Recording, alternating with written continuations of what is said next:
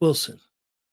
Caleb Wilson, who played in a band down at Southern, and he was pledging online to be a mega sci-fi Q dog. Interesting. And part of his hazing, um, he died in the process. Um, so this is a issue that it's been going on for a long time with hazing and how it gets out of hand and people dying. Some states ban hazing. Some states have actually shut down fraternities and sororities because of hazing. Some universities don't even allow it on their campus because they tend to go the wrong way. This particular fraternity, I know some things about. I have a friend of mine. I'll say he's a friend, an older brother that we've been real tight since I was a kid. And he's a Q dog, and he's very disturbed about the incident. He actually did a show on it on one of his channels that he has. But tonight we're gonna discuss it. The brothers are here, Chef C, Brother Negro. Hopefully Lone Wolf is gonna join us, as well as Dr. Short is gonna join us. What's up, fellas? Hey, good afternoon, brother Q, or good evening. It's evening, sir. How you doing? I'm doing all right, man. I like the whole tuxedo look. This is a distinguished affair. A Yeah, distinguished affair. yes. Pat talk. Pat talk. That's how we coming. That's how we coming. What's going on, Chef C? Oh, he's there. He's there. I just don't hear him. Peace, Q. I keep getting dropped. I don't know what's happening with my Yeah, with my thing over here. Peace. yeah. They ain't treating you white tonight. They treating you bad. They treating you like a foreigner or something. Like they trying to deport you up out of here. So brother Roland, brother Negro, excuse me. When did you hear about this incident? I heard about it from online from the most unusual sources too. One of them, I think it was a pastor who might have went to HBCU who had some interesting perspectives. Then I heard it from the Chicago people, the Chicago Turret Red type of camp, who had very interesting perspectives about them as well. And those are the people that I heard it from. And then when I started looking into the story more, I was really disappointed um, that they did that to that young man. Young I'm man, we gonna, need to be keeping an eye on our children I'm in gonna these read the institutions. article. I'm gonna read Yeah. the article. Man charged with manslaughter after Louisiana student hazing death. This is the brother Caleb Wilson right here. A man who has been charged in connection with the death of Louisiana college students who collapsed after being repeatedly punched in the chest during a hazing ritual, police said. Officials said Caleb McCrae, 23, a member of Omega Psi Phi fraternity, allegedly punched Caleb Wilson, wow, two Calebs, multiple times during the off campus initiation ceremony. He was charged with criminal hazing and manslaughter. Mr. Wilson was a 20-year-old college band member, mechanical engineering student at Southern University A&M, Baton Rouge, Louisiana. Hold on, you guys. What am I looking at? I'm bugging. Oh, the suspect's lawyer said in the statement his client deserved due process and asked the public to withhold rushing to judgment until all evidence is heard. Typical lawyers speak. Hazing, which is illegal in most U.S. states, is a tradition where people pledge their loyalty by doing something painful, humiliating, and dangerous. Speaking at a news conference, Baton Rouge Police Chief Thomas Morris Jr. stated that Mr. Wilson's death on on February 27th was a direct result of the hazing incident. According to police, a group of individuals dropped Mr. Wilson off at a hospital and allegedly lied to the staff, saying he had collapsed while playing basketball. They left before the authorities arrived. Wow. But detectives later determined that information to be inaccurate. A police arrest report reviewed by U.S. media outlets states that Mr. Wilson and 8 others pledging the Omega Psi Phi fraternity were struck by Mr. McRae and at least 2 others wearing boxing gloves. Mr. McRae allegedly hit Mr. Wilson 4 times in the chest, after which he collapsed, suffered a seizure, and lost control of his bodily functions. The arrest warrant affidavit said no one present attempted to call emergency assistance, police said. Mr. Wilson was later pronounced dead at the hospital. An autopsy found no significant trauma to his body, aside from a small bruise on the right side of his chest, according to the affidavit. It also noted that investigators found no indication that Mr. McRae intended to cause a death or great bodily harm to any of the pledges. Mr. McRae, a member of Omega Psi Phi, reportedly a Louisiana Army National Guard member, is said to have graduated from Southern U, December 2024, according to ABC News. East Baton Rouge District Attorney Hillary Moore said 2 additional people who have not been publicly identified will be charged with misdemeanor hazing. The investigation is ongoing and remains active. Southern University Systems President Dennis Shields expressed deep sorrow over Mr. Wilson's death. Words cannot express how deeply saddened we are by the loss of our student Caleb Wilson. Mr. Shields said the campus chapter of Omega Psi Phi has been ordered to suspend all activities. Students involved in the incident could face expulsion. Additionally, all Greek organizations at the university, a historically black college, have been barred from accepting new members for the remainder of the academic year. I can stop reading that. Wow. So that's how they coming. They're going to penalize. They're going to say no, not accepting new members as a way of coming down on them. Wow. Don't accept new members, but they still don't allow the fraternity to go on. Gentlemen, any thoughts? Brother Negro? Well, I say for me, Q. I say for me, man, this tradition has been Oh, Brother Negro. Man, they just yeah. zapping my homie. I don't know what's going on. My takes of it, and I'll just give a quick excerpt. This is an extension of Jim Crow. This is an extension of Willie Lynch. And I look at these are some of the you see the institutions that are backing the play on these type of frats and sororities in the guise of that they're not holding them accountable and holding them to task per se. Mm-hmm.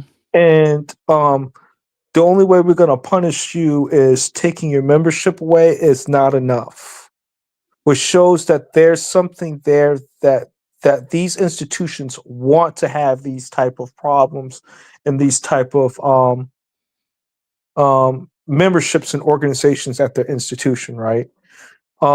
Certain schools don't support the frats and sororities at all. It doesn't matter if they're black or white, depending on what college institution you go to. And then you see some of the people go to these colleges sometimes specifically to join those frats and sororities.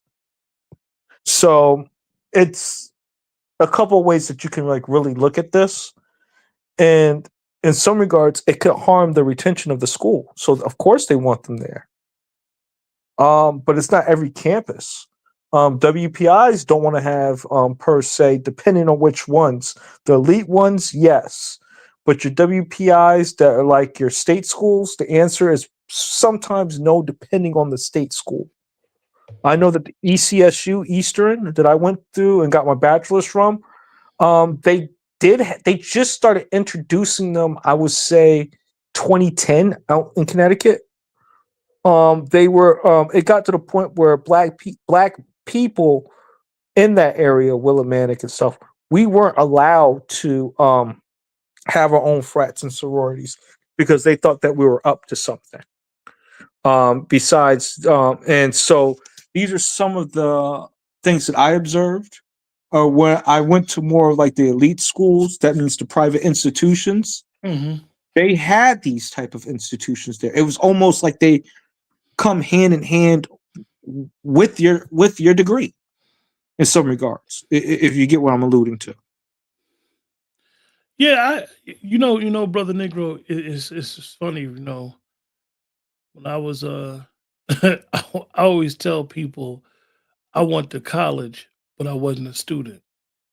I did go to school. I did go to a school and the paralegal stuff and all that stuff, but I when you know when I graduated high school and all that stuff, and we all got out of high school, we all went to the parties, and the Qs had the parties. Um, so I knew it was hazing going on, and all that stuff, and it was hazing going on even in high school when you played sports and all that stuff. Yeah, chef. See, I don't know why they keep booting you out, man. It's crazy. But I know I just went back on my Ethernet cord because I kept going on my Wi-Fi. But anyway, yeah, I knew that the Qs was known, to throw the best parties and all this and all that. And I had one brother Negro, and the way the party scene in the colleges back then in Jersey was, it was like it was like a party on Friday at this college, then another party Saturday at this college. So you were basically, if you was in from North Jersey, it was like 9 to 10 colleges that all partied together. And you knew, even with the as they call it, the Greek Fest, when everybody used to go down to Fairmount Park in Philly, and then they back in the day they used to go to Belmar, the Freaknik, all that crazy stuff. You knew what was going on. You knew it was this type of stuff, and even the people that I know that's in the queues,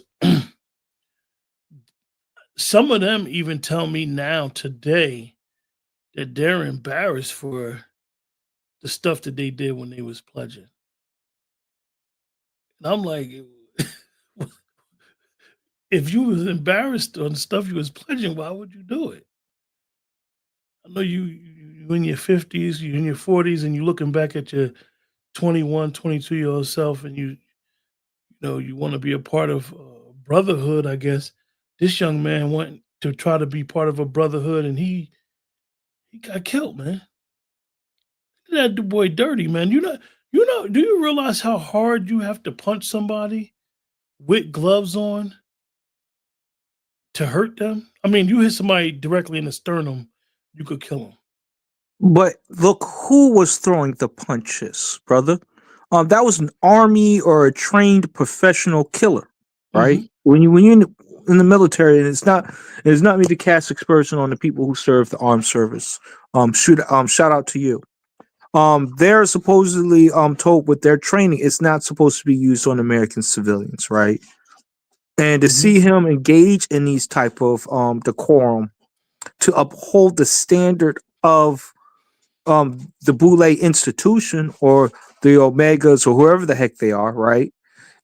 It shows the fact that these guys have all types of individuals casting characters in their roster, and that you could, like, people who are in opposition to them could end up missing very easy. Mm. Um, and I'm just seeing that this was done on the HBCU campus. Where's the black on black on violence people at? Where's those white folks saying, what about black on black crime? They need to come to the front of the line with the dunks cap on. They need to come to the front of the line for this. Because the reason why I'm going hard on this, because I didn't hear not one White Lives Matter person talking this smack. The All Lives Matter crew ain't talking the smack. It's always specifically targeted to the inner city. They never talk about the violence that go on in these college institutions.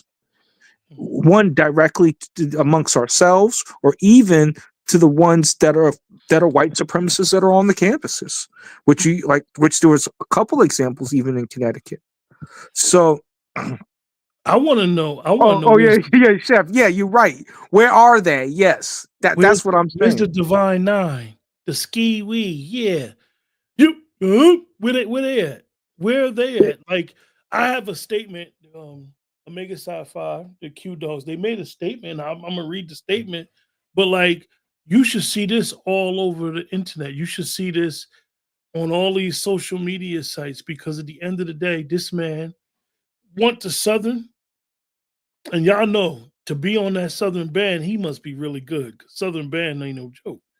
He want the Southern, and he want and pledged to be part of a brotherhood. And it's like, how could you sell your fraternity or sorority on brother and sisterhood? And at the end of the day, you beating them on the ass with a paddle. How unmanly is that where you smacking somebody on the ass? Or you I, could have been doing all types of other type of sexual stuff to him. but brother Q, it's even more than this. Is the same group that had those officers murder that young boy. And this is And why why it's the young man, not the young boy. I'm sorry to Kaz, the young man. I'm sorry about that. The one that was in Tennessee. Those were three Omegas. Mhm. My thing is, where's the RICO cases on them? Where's the RICO cases on them? That's where I'm kind of going at here because this is another high profile killing, a murder of a black young youth or young adult who has a lot to offer to this world, and it was snuffed out because he was looking for acceptance in the wrong areas, the wrong places, you know. And And it's sad that they didn't even have Mhm. the courtesy enough, pardon me, brother. They didn't even have the courtesy enough to make sure they just dropped him at the hospital. Like, here. Just like those gangbangers, just Yeah, like those. just like I'm on the throwing movies jackets, man. I'm where they throwing drop you jackets off, right? today. Go ahead, go ahead. Mhm. You know what I'm talking about. You had your compadres like for people that got into trouble back in the day. I wasn't that. I'm not a square, but I would say I'm square adjacent.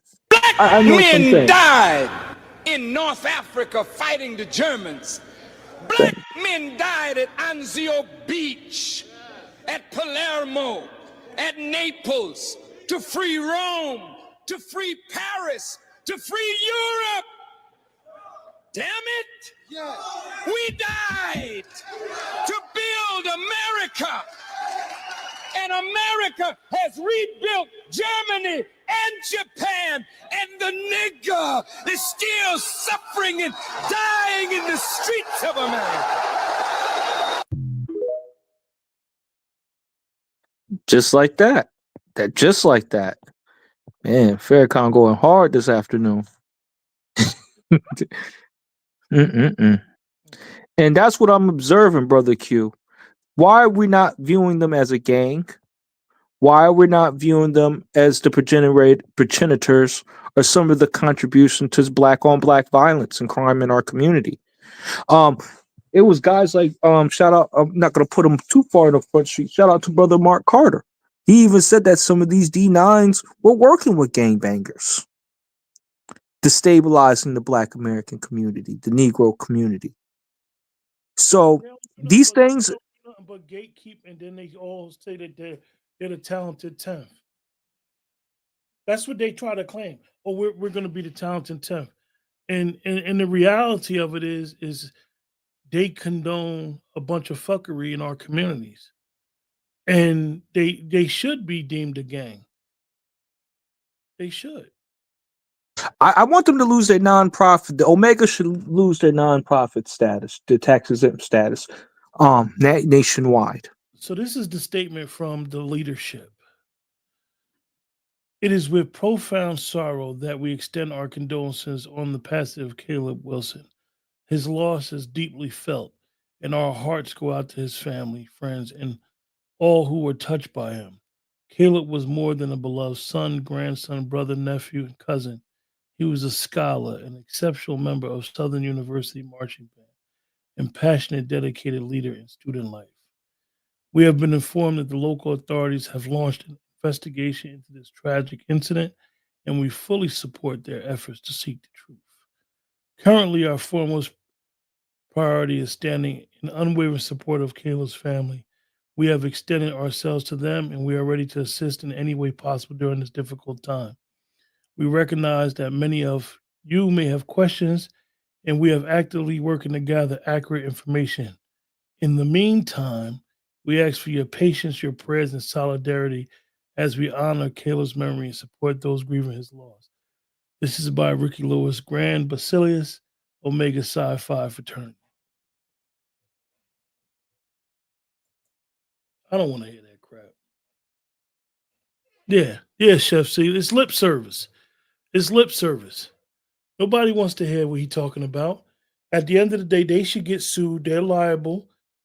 They should lose their charter, and they should all be held accountable. The leadership should be held accountable.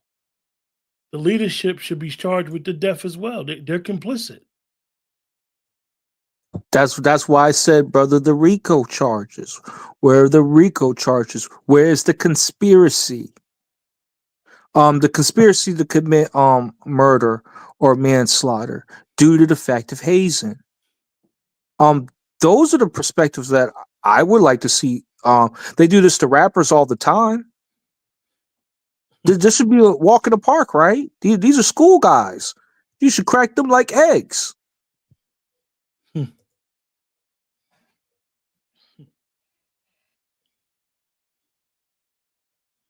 Wow. Wow. I don't even know what to say. I thought about when we were supposed to do the show the other day, and we discussed this. It's just amazing.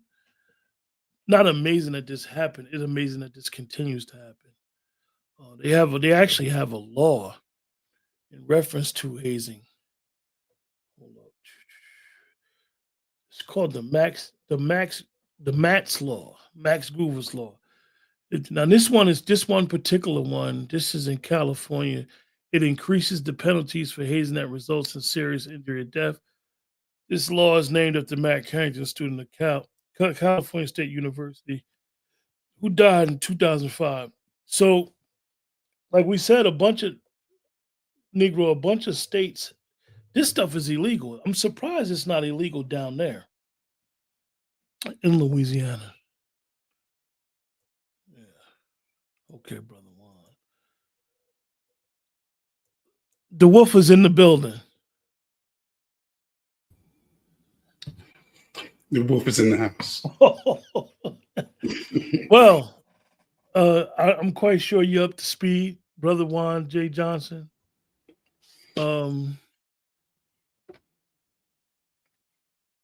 I don't even know what to ask you, brother. You are always our go-to when it comes to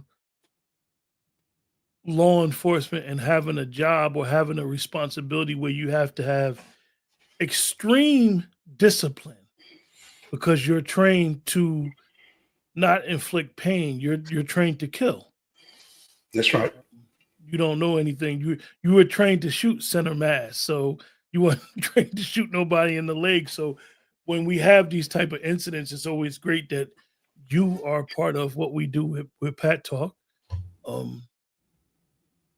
What do you have to say, brother Juan J. Johnson? Every member of that Omega Psi fraternity who was on the scene should be locked up for murder.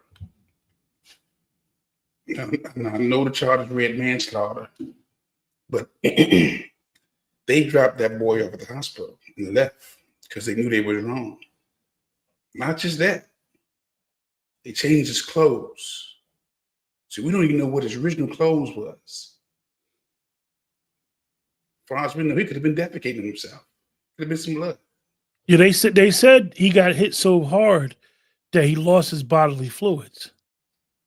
But they changed his clothes and then took him to the hospital. That's all premeditated. Everybody involved should be locked up, not just the one that hit him. Because again, I don't even believe their stories. Someone using gloves. I don't believe that. You got to look, when you done kill somebody, you got to be on the same page. All the stories have to be believable and they all have to speak the same thing. And right now, Every last one of them on the scene should be locked up. Not just the one who did the hitting, the ones also who bought the body and did not even call the police. They didn't even make a report the same day. The charter needs to be pulled. The whole, the national foundation, the national board should be stripped of their charter. And they should be sued. Because again, if you're saying you have renegade frats out there under your banner, that's on you. That's on you. If you have renegade members who are hazing, oh, that's on you. That's on the national board. That means you don't have control of your organization. It means, you know what? You need to be done away with. And look, let me be very clear. I've got a lot of Qs I know. One of my best homies is a Q. But look, it doesn't change the fact that the Qs need to be responsible. Watch this. I think that all of the Divine Nines should be having this discussion. The Divine Nine walks around America and particularly towards other Black people. And we all got friends, family members that may be part of the Divine Nine. But they all walk around towards other Black Americans with their chests puffed out because they're part of an organization and they look down on the person that's not affiliated with them. Now, individually, they may treat us, oh yeah, that's my peoples. We thick as thieves or whatever. However, they're a secret society, not a secret, but it's their society. They're a group, they're an organization, and literally, like Brother Juan said, they should be held accountable. They should have their charter pulled. The minimum, the charter should be pulled. And I'm amazed that the university literally said they can't accept no more people for the rest of the year. What is that? What is that? I hope that, and from what I understand, this boy's father is in law enforcement. I hope they sue everybody. I know it's not going to bring the young man back, but everybody's culpable and responsibility for this. Brother Juan, I want to ask you a question. Because one of the things that you picked up on when you spoke about it, and this is key, and this hope everybody in the chat understands. We're going to talk about something interesting in this case that Brother Juan picked up on already. And it is this young man was charged with manslaughter. Let me explain something to you guys about when you get charged. Usually when you get charged, the charging indictment, what most prosecutors will do when they charge you, well, they'll charge you with everything. Because in their eyes, something's going to stick. This guy was not charged with everything. This guy was charged with manslaughter. Where he could possibly, if he's found guilty, possibly get less than 10 years. So this is the games that a lot of times, and we see it when a lot of us commit crimes like this against them people. They charge you with homicide, murder. Man one, you're facing the death penalty. This was a haze. This in other, and I know in New Jersey, this would be technically a felony murder because he committed murder in the commission of a crime. But Brother Juan, talk to me. What made you pick up on the manslaughter? Because I'm always looking at the charging documents. Normally, in police world, we put as many charges as we can because we don't know what's going to stick. So you load the charges. Because guess what? He may get off on manslaughter. But here it is. I know that it's two elements to a crime. Right? You got specific, which is you made up your mind to do something and you did it. Then you got general. It just happened. This could be considered a general, right? I don't think nobody was anticipating that this young brother would get killed, but you have to leave that up to the courts to decide. We charge everything. And because they took the body to the hospital, right, and left, see, for me, now you get more than manslaughter. Because now you're hiding. You're not even being upfront with the death. Nah. And you changed his clothes before you took him? Yeah. No, we don't. No, we throw first degree, we throw second degree, third degree, manslaughter 1, manslaughter 2, 3, whatever. But again, I'm anxious to find out, the officers involved, who's a Q, who's a Kappa, okay? Who's the attorneys, who's the magistrate, who's the commissioner. All these parties involved in this cover up, I would say. It's a cover up. Yeah, it's a cover up. That charter should be pulled immediately. And that organization should be disbanded. And the guys who accuse that I know, shame yourselves. Because you ain't said nothing. But Brother Juan, Go ahead. Brother Juan, this is the second high-profile murder of a black man.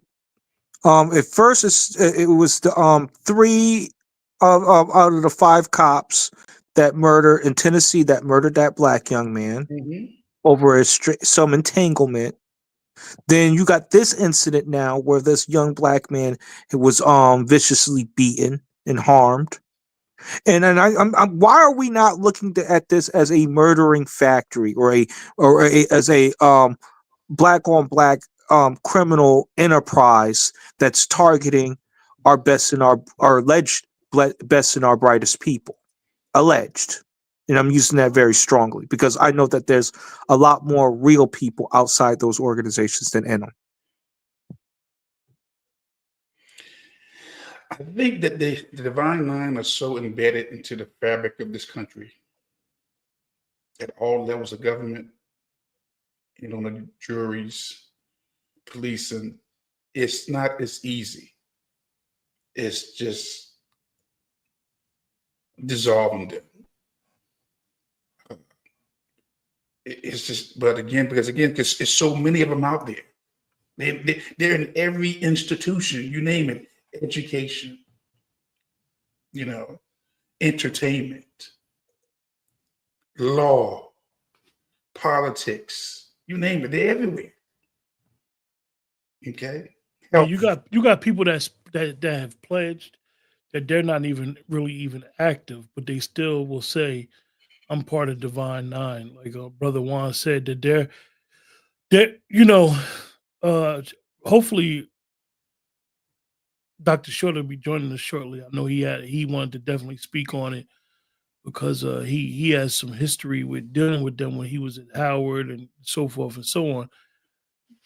They're so embedded in Black American culture, like Brother Juan said, that they're everywhere. And it is perhaps that it definitely down there that you may have some Q dogs that is on that prosecution team. Police, his father might be, if he was pledging to be a Q and his father's in law enforcement, 9 times out of 10, his father's a Q. Mm-hmm. So, yeah, so this is interesting. I thought even the statement from the guy coming out so early speaking on it was interesting because he basically admitted culpability by even making a statement. Sometimes it's better to just shut the hell up. Hey Q, you said something that was very interesting. That I'm actually looking at it from a court perspective. How are they going to actually hold this up in court? Because majority of our black professionals are D9, a good majority of them. And the thing is, it doesn't matter if they're not an Omega. The thing is, they are still connected with them by being a divine mind, divine nine, or Black Greek member. So if I was a prosecution, I would want anybody that's connected. I don't care or connected. I would want them removed. Like because of they could impact the court case. They could offset some things and stop justice. Just know this, right? That's deep, man, that you bring Negro, that up.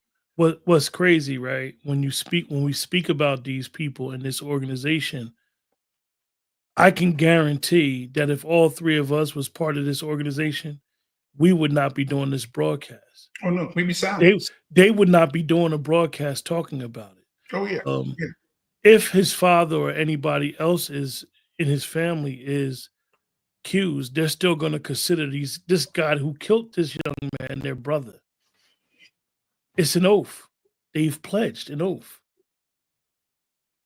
to that fraternity. And regardless of us talking about it, if it picks up national steam, like you said, it'll probably pick up national steam if those clear people was to jump on the case. But like I said, those social media sites on IG, X, Facebook, they're not going to talk about this because somebody in that staff, the editorial staff, somebody is Divine Nine. Well, watch this. We remember where's Roland Martin? You remember as he talked about it? He's a Q. You remember when Steve Harvey? No, he's Alpha by Alpha, but yeah, he should be talking. You remember when Steve Harvey said that that the Qs run the airwaves? Remember that? Yeah, him and Ricky Smiley. That the Qs, yes, sir, run the airwaves. I don't hear Ricky Smiley talking about this. I don't hear Steve Harvey talking about this. I don't hear D.L. Hughley talking about this because the Qs run the damn airway. Okay? And that's why they need to be disbanded immediately. Let alone all the grapes that they did when they was in college. We're going to talk about that. All the assaults that they occurred on all these women. And perhaps some men. Because if you got to get beat with a paddle on your ass, something wrong with you. You know what? I think when they go through these ritual hazings, it's about a trauma bond. They bond you with the trauma. They got to leave a marker or put you inside of a painful situation so you always remember it.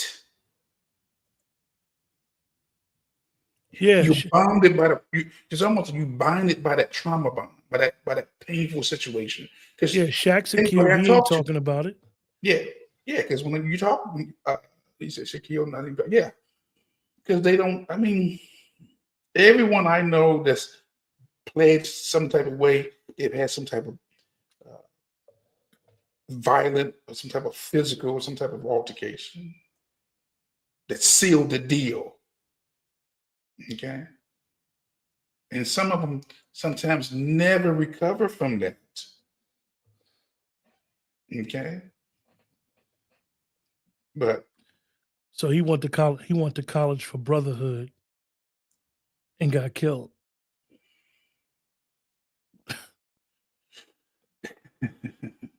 But you're not going to see that college get rid of these frats. These frats bring in money, bro. I'm going to speak about it from a graduate perspective because I'm getting that master's. I'm getting that, but I'm going to talk about it from a perspective of things that I've saw from the parties, from the projects that they do, the notoriety. It's hard for a prestigious private school institution. See, state school and private schools are a little bit different. Is based off private is strictly about that money. While the private institute or the private institutes like that, the state school, it's a state school. You get what I'm saying? It's funded by the state. So it's you could see the differences. You could see what's going on here, and they use that as a way to gen up revenue for these institutions. They're buying the frat clothing. They're going to the parties. All that has a revenue that's going back to that college campus one way or another. That's why some of these children or some of these young adults go to these institutions because they want to be a part of that particular experience, right? So they're going there for that experience. Should not really cost their lives, but is at the expense where the institution is capitalizing off the images, the likeness, just everything about the child, about these young people, their young minds, impressionable minds. So yeah, this is very hurtful to me because I'm in these classrooms. I see how these frats and sorority people be moving, and they when we gonna just charge it to the game and just say that they're anti-black, that they're colorist, that they're the epitome of Willie Lynch and Jim Crow, and they're the progenitors of that still to this day. When we're going to look at them as an extension of white supremacy? Like, these are the things that I think that we really need to tap into. Wait. Chef is saying some real stuff. Brother Q, you might want to read Brother Chef. Chef C said they work in tandem with the banks that come on campus, opening bank accounts and loans in loans for incoming students, basically destroying your credit before your credit even get established. Destroying your life, taking your manhood or your sisterhood away from you. You're innocent. You're green. You're green. When you step on a college campus, definitely if you go into a campus out of state, you're green. You're green. Y'all know what being green is. We all been there before. And you can smell it from a mile away. And they latch on to you like they're a piranha. And as they say, blood in the water. And what happened to this young man is it's really and we're worried. We are worried about Trump taking money or that administration taking money from HBCUs. And if we had a channel that just talked about all the crime and all the degeneracy that goes on in these HBCUs, that channel would probably go viral.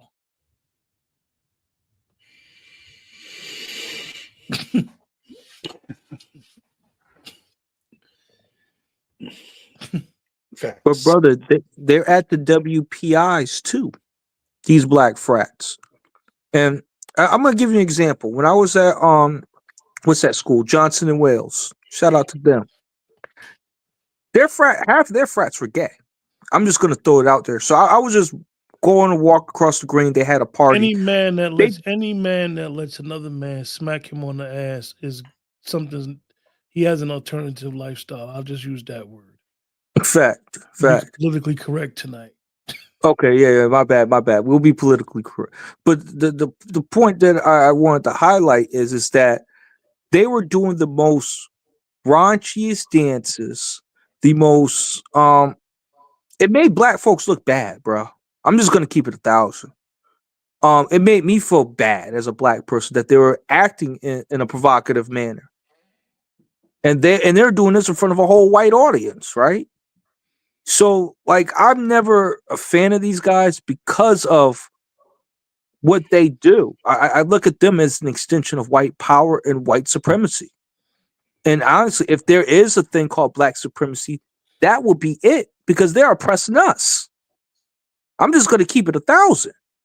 When they're blocking other black people out of scholarships, it's these guys. When they're blocking some of the best and brightest minds on our campus, it's these guys. When they block you out of a job, it's these guys. It's to the point that they are perpetuating the intellectual genocide of our people. Say that again, And brother.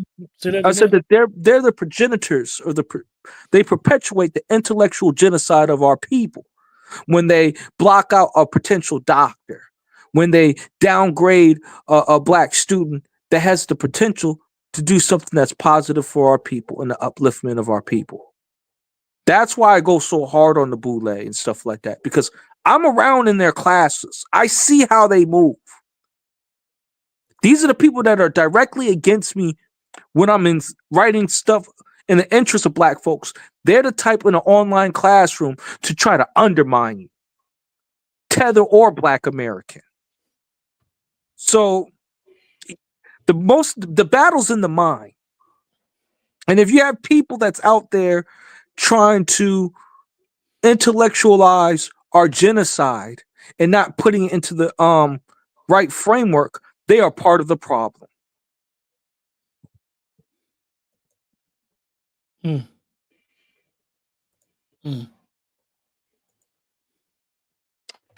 men died in North Africa fighting the Germans.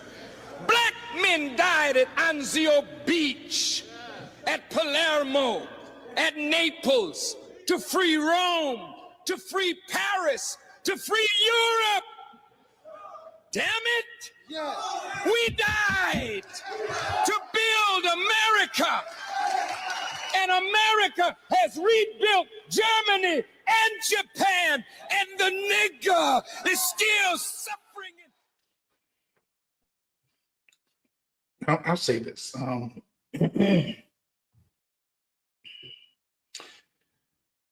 This whole, I'm very disturbed with this, because again, I want to hear from the Qs.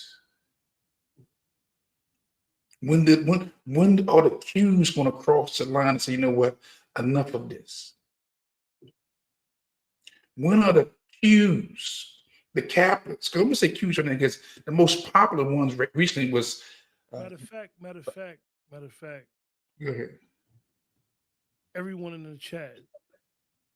Let's answer Brother Juan's call.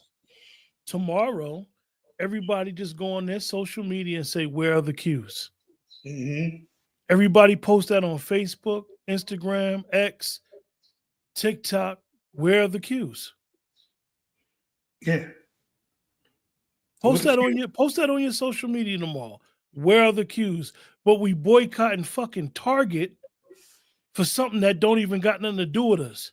Where only 5% of black women or black men are affected by some damn DEI. And if you ask anybody black, were you hired with DEI? They're gonna look at you like you crazy, because ain't no black person in America gonna get nothing handed to them. Everything is earned. We're raised, you got to work twice as hard. Where are the Qs? Yeah. What are the ones? Yeah, where the Qs at? Because again, when you start asking the question, then it's going to bring attention to where the Kappas, where the Alphas, okay, where the AKAs.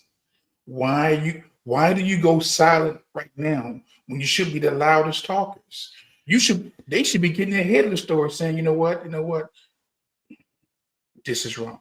And I saw that the letter was read, was written from, I guess, the president or somebody's in charge. But yeah, the international headquarters, okay, Ricky Lewis, Grand Basalis, Omega Phi, okay. Well, that's a start. But Ricky, we need to have a conversation. Mr. Lewis, we need to have a conversation.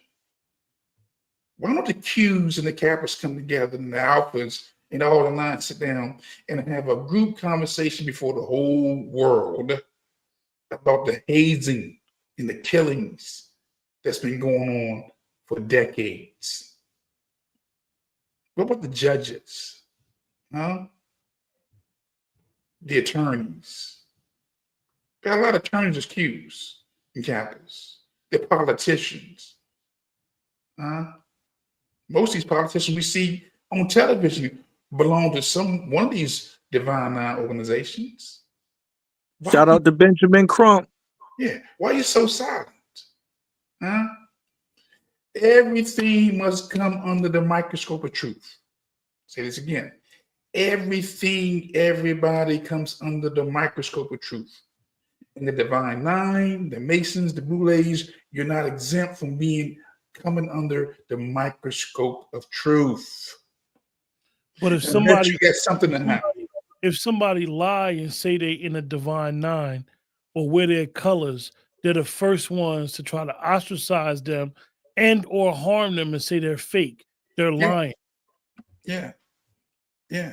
It's crazy because again, if you even wear a jacket, you could be a Q and lend your jacket to your little cousin because he cold, and other Qs will question your little cousin and make him take the jacket off because he's not a Q. You can't wear our paraphernalia. But again, what gets me is they know how to get on one accord for these type of situations. They take the shut the hell up pill. All of them, because if you talk about one, then the other one gonna talk about them, because they all know each other's dirt. Okay, Q should tell you they don't care for Kappas like that. You know, Alpha will tell you they don't care for the noobs. You know, but when this death is taking place, they get quiet because they all silently guilty, and that goes for the females too, the sorors. Because you would think that your motherly instinct would kick in, but it's the fraternity over everything and anything. And this is why they're getting so much pressure, because they've already chosen the fraternity over everything. This should be a national story. And he got killed in February 27th. This is what, March the 9th? He got killed on February 27th, people. And this is March the 9th. It's only 28 days in February. So this story is what, 10 days old? 10 days old. Matter of fact, when did the Omega post that letter? What was it dated? How long did it take them to respond? February 28th. 28th. Well, good. At least they move fast. It comes across cookie cutter. Well, because I've been seeing similar ones that are written in this type of fashion. You know, the Negro on the job right now, and that's what I'm looking at. Like, how many of these type of letters are written similar in the same manner, the same tone? They didn't authentically touch. This is like a copy and paste thoughts and prayers to me. I'm just gonna keep it a bean with you, man. And I'm offended by that. You can't say that you want brotherhood and promote black on black violence and black on black death for black men. Like, we got to stop the cap with these guys. These guys are no different from gangbangers, and that's where my position is. Just because they got a degree, don't mean that they're not acting in a criminal manner against our people. They ain't doing this to white supremacists. They're not even doing this to the white boy that want to join the freaking frat. Like, let's keep it a stack. This is the reason why I don't join them, because they're cowards. They don't stand on no principle at all. And it's sad that this young man went out like that. during Black History Month. That part. Yeah, we need the cues and the newts in the office to have a State of the Union address. Good They evening, Doc. need to come forth and speak to these killers, these killer machines. That's what they are. Good to see you, Dr. Short. Okay. I apologize. When you have family, you cannot. Family illness is no joke. It changes everything, and problems occur. So I apologize for the incredible tardiness, but it happens that way. I'm so sorry. But again, Another lynching, Dr. Short. well, yeah, and I don't have the right heading for my show, so I need to put a different banner on here. Create a banner. Let me see. I'm saying I'm sorry. Stop Boulee lynching.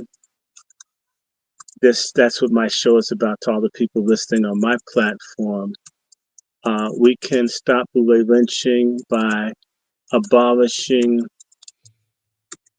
Black Greek letter organizations, BGLOs. They all need to go, and they owe us reparations for betraying us for over 100 years, and for just the atrocities, the rapes, the corruption, the degeneracy that goes on, that happens at the HBCUs. I think if you guys were paying attention, St. Augustine University in North Carolina is it's lost its accreditation. And so how do universities that have accreditation lose it? It's because you have incompetent people stealing. You have Greek people, they don't just beat people to death. There's a whole infrastructure that led those people at Southern to believe that they could kill that young man. And they kill people all the time. People get drowned, people get human trafficked. All of this stuff happens. And my issue is, how come white fraternities and sororities empower white people as a collective, and Black Greek letter authorities, we get weaker and weaker and weaker as they grow in strength? There's something wrong with those people. I mean that. I mean it. There's something very corrupt and dirty about all the Black. I blame everybody in it. All of you guys are guilty. I don't care. Everybody Greek is responsible for what's happening. The only way you can please me is to get the fuck out. When you quit, you can then talk to me about you can talk to me about Lee, about how how much virtue you have. The Black Greek letter organizations are corrupt. They're corrupt and they're sinister, and they will always be so. And there's nothing that they can do to make themselves virtuous in my book. I don't care about good people in it. There were good people in the People's Temple. There were good people in Nazi Germany. There are good people in the Ku Klux Klan. They're good Republicans. There were good people that owned slaves. There are all kinds of good people, but if they don't do good, if they don't stand on principle, they're useless. And they're complicit. And so if you're a Black Greek, you are just as guilty as the people that beat that boy to death. And those who stay in these Greek letter organizations trying to make something foul righteous, you're part of the problem. I've met those types too. Well, we stayed in to make it better. We knew it was fucked up, so we're going to make it less fucked up for the next group. But what happens when you leave campus and then another group of assholes that want to beat and torture people come along? Okay, you get some people out of foster care, some people who are in juvie hall, who want to rape everybody and want to beat everybody. I want to throw hot fried chicken on people and curse people and punch them out and do all this kind of stuff. And I'm going to just get to the heart of it. The world's in need of love today, says Stevie Wonder's song. So I'm all for brotherly love. Do I love Brother Juan? Yes, I do. Met Brother Juan. He's been cool from the moment I met him. at National Harbor, and we've been cool ever since. From the day I met him, just a straight up person. I mean, sometimes they might do nice things for me, but I just call him sometimes just to talk to a sane black man. It ain't a sex thing. Although they're a nice looking, tall, giant, intimidating person. I like Brother Quentin. There's nothing wrong with fraternalism and brotherhood, especially if it's around the right things. But it fascinates me that we copy all of these secret societies involve degenerate sex rituals. Always. They all do. Even this Doge stuff, everybody's bitching about this Elon Musk and all those little nasty little white boys who are either looking at porn or screwing each other when they get done destroying everybody's jobs. If you think Elon Musk is straight, I don't. You mean a billionaire with that much money hanging out all night, all the time with a bunch of young boys, none of whom who have girlfriends? Do you see what I'm saying? How can the scriptures ask, how can a pure thing come from an impure thing? Mm. How can, if I beat and curse you and piss on you and slap you around, can I truly have brotherhood of love for you? Sisterhood, all of that stuff. I've seen it, enough of it. The rapes, the lies, the backstabbing. It's nasty. Someone wrote in my comment, Trump should label all Black Greek letter organizations as terror. We should. These are terrorist, traitor organizations. Yep, if you're in one, you're a traitor to God, you're a traitor to Black people, you're a traitor to manhood, womanhood, Black family. I don't care if your grandparents and everybody was in it. It's full of shit. You're full of shit. You're part of the crime. You guys, human trafficking, you name the cause. You name the negative health indices or wealth disparity, you don't see these goddamn Greeks doing anything to address this, and they've got millions of members, they've got the money, they've got the education, and look at how fucked up we are. We get deeper and deeper in the hole. The bigger and the more important these people get, the more fucked up we are. Can't we determine that there's something wicked and dark and ungodly that we should want nothing to do with? So I couldn't care a damn. And I say the same thing. Anybody knows Greek, it ain't shit. Y'all ain't shit. I've almost never, and I know some people, they're pleasant, but when you talk to them, they admit, yeah, there's some bad. So you stay. I feel the same way. Why would you stay with the church with a pastor who's a pedophile? A grifter, tithe collecting liar, nigga. Why are you in the church? You should leave. Oh, well, I feel like the Lord is keeping me there. No, I didn't keep you there. Your ass don't want to go out on your own. You don't want to step out. You don't want to step out and do your own thing. And in reality, having gone to the universities, watched this stuff, seen people, seen folks driven towards alcohol and drugs and sexual confusion and all the kind of debaucheries in order to become a part. When our people have all these problems with lung cancer and STDs, you can go online right now. Anyone that doesn't agree with me, I don't care. Okay. Part of the patriarch revolution is we don't give a damn about how you feel. I dare anyone to look, just Google STDs and HBCUs, and you'll find they've done studies wherever there are HBCUs, there's a higher incidence of sexually transmitted diseases. And I can just assure you, the frats and sororities, I would call them organized sex instead of organized crime. And you see all this confusion, all this degeneracy, all this nastiness year after year after year. And you look at, what's his name? Warnock. You start looking at all these people, John Lewis. If you start looking at who the Greeks put up that we should admire, God forbid. You know what? All these no good people, even if they dropped out of school and they were pledging whatever, the reason that you don't get any quality Black talk radio as most of them accuse are alphas, not saying shit. I said it just like that. There's some kind of degenerate. Have you ever taken a good look at Tom Joyner, the nigga that looks like a beluga whale with bubble lips? I mean, the dumb shit that he would do on his show. But the main thing, and you know what we're getting by? He he talk good about HBCUs. When you say HBCUs, they're not really talking about black people like you and me. They're talking about the Greeks that run those places, those bastions of of Luciferian, Babylonian organizations that where the people happen to be imitating white people who've oppressed us, and they oppress us too. Um, I will know, and I believe there's hope for Black America.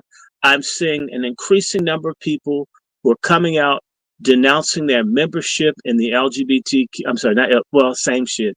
The BGLOs. That stuff is degenerate. It's nasty. It's ungodly. Let me tell you, I met a distant cousin of mine. I won't say what state. And let me tell you, this dude, it's got to be my age, close in their 60s, and you're out still whoring and running with guys and riding motorcycles.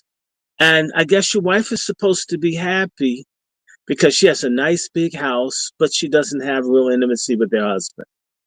I mean, if you will find a bunch of these Greek families are totally empty, they're arranged, and they have some agreement where they don't even love each other, but for the name of their fraternity or their sorority, they stay in the marriage.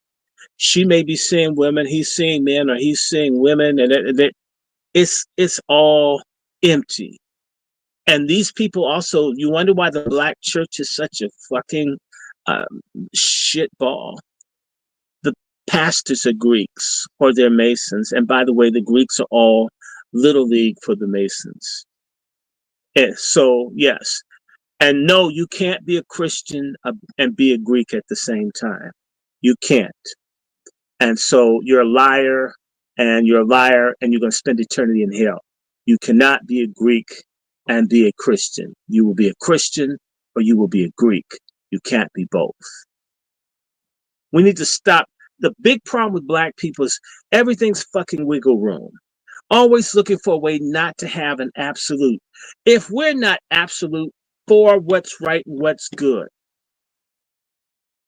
why should we expect white folks to not be 50-50 or for half and half for slavery, for freedom at the same time? Our involvement with these organizations shows that we're as conflicted and morally debased as the people that oppress us. We want to be better than them, don't be like them. The Greeks copy white people. The Greeks copy the worst in white people. If you ever go to university, people drink and they have orgies and they wear togas. I've gone to schools, it's all nasty. It's filthy. It's degenerate. And they beat some guy to death at FAMU, and it's some Greek type stuff. And this whole thing, how dare anybody bitch and complain to me about white police brutality, about slavery, and we've got folks who brand and beat and rape right now, and we celebrate them. If it's wrong for whites to do it to us, it's wrong for Greeks to do it to us. And the same way I hear black folks say, oh, well, there are no good white people. Well, if there are no good white people because some white people are bad, then can I also say that no Greeks are any fucking good because some of them are no good? Should we do the same thing? I like that standard, by the way. And everybody that knows me knows I always denounce people that are Greek. I always tell them that their shit's rotten and foul and it's full of lies. If you're smart, burn your regalia. Repent to God, have nothing to do with it. I find brotherhood every day just being an authentic, genuine human being. All the gangsters, all the idiots, all the weaklings, all the folks trying to make their parents happy instead of knowing who the hell they are all up in this shit. It's empty, it's degenerate, it's foul, it's nasty. And before we even try to get reparations from white society, we need to get it for Tyree Nichols and all the other people that they've raped, trafficked, abused. And the numbers are in the thousands and thousands. These records are sealed by Greek letter attorneys and judges who cover this stuff up across the country. Why are public schools failing young black people? Because the AKAs and those Delta bitches run public education. They have set us up for genocide. They're worthy of death for what they've done to us. I don't want to be friends to you. Lose my number if you're in that shit. I don't like it. I don't want to get along. I don't have any biblical love for your ass. You don't love God. You don't love your people.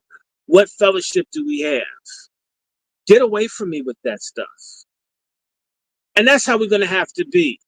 It's interesting. We talk about black separatism from what I want to be separated from the Boulee.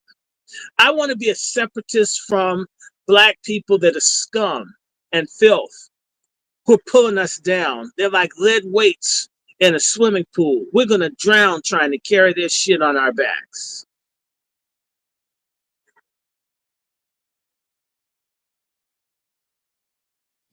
That's how I feel. And let me just say something. You want to know why the Congressional Black Caucus doesn't work? It's full of Greeks, deltas, alphas, and who's that slave queen caveman? Al Green with his Huggy Bear pimp cane. I mean, are you serious? Superfly, Dr. Short. That's Superfly. Yeah. No, he's super lie. Yeah, that sexual harassment charge. He sexually harassed his girlfriend. No, he didn't. No, she wasn't his girlfriend. He raped a person that refused to be his girlfriend. Let's tell it like it really is. Look, they have him on the hook. The same power game. I bet you Nancy Pelosi's in a secret society, probably the Catholic Daughters of Mary. And she, more than likely Daughters of Mary, and whose family's probably Knights of Columbus, they control the Congressional Black Caucus. Let me just say this to you. You look at Hakeem Jeffries. Dude, he don't even like his coffee black to keep people happy. He can't do a damn thing for us. He's a useless, mulatto-looking Dr. Evil nigga that's never going to be worth a damn. You'll get more out of a white person in Congress than him. I'm so mad. I mean, yep, you can get stuff from a white Republican before you can get it from one of these black Greek Democrats.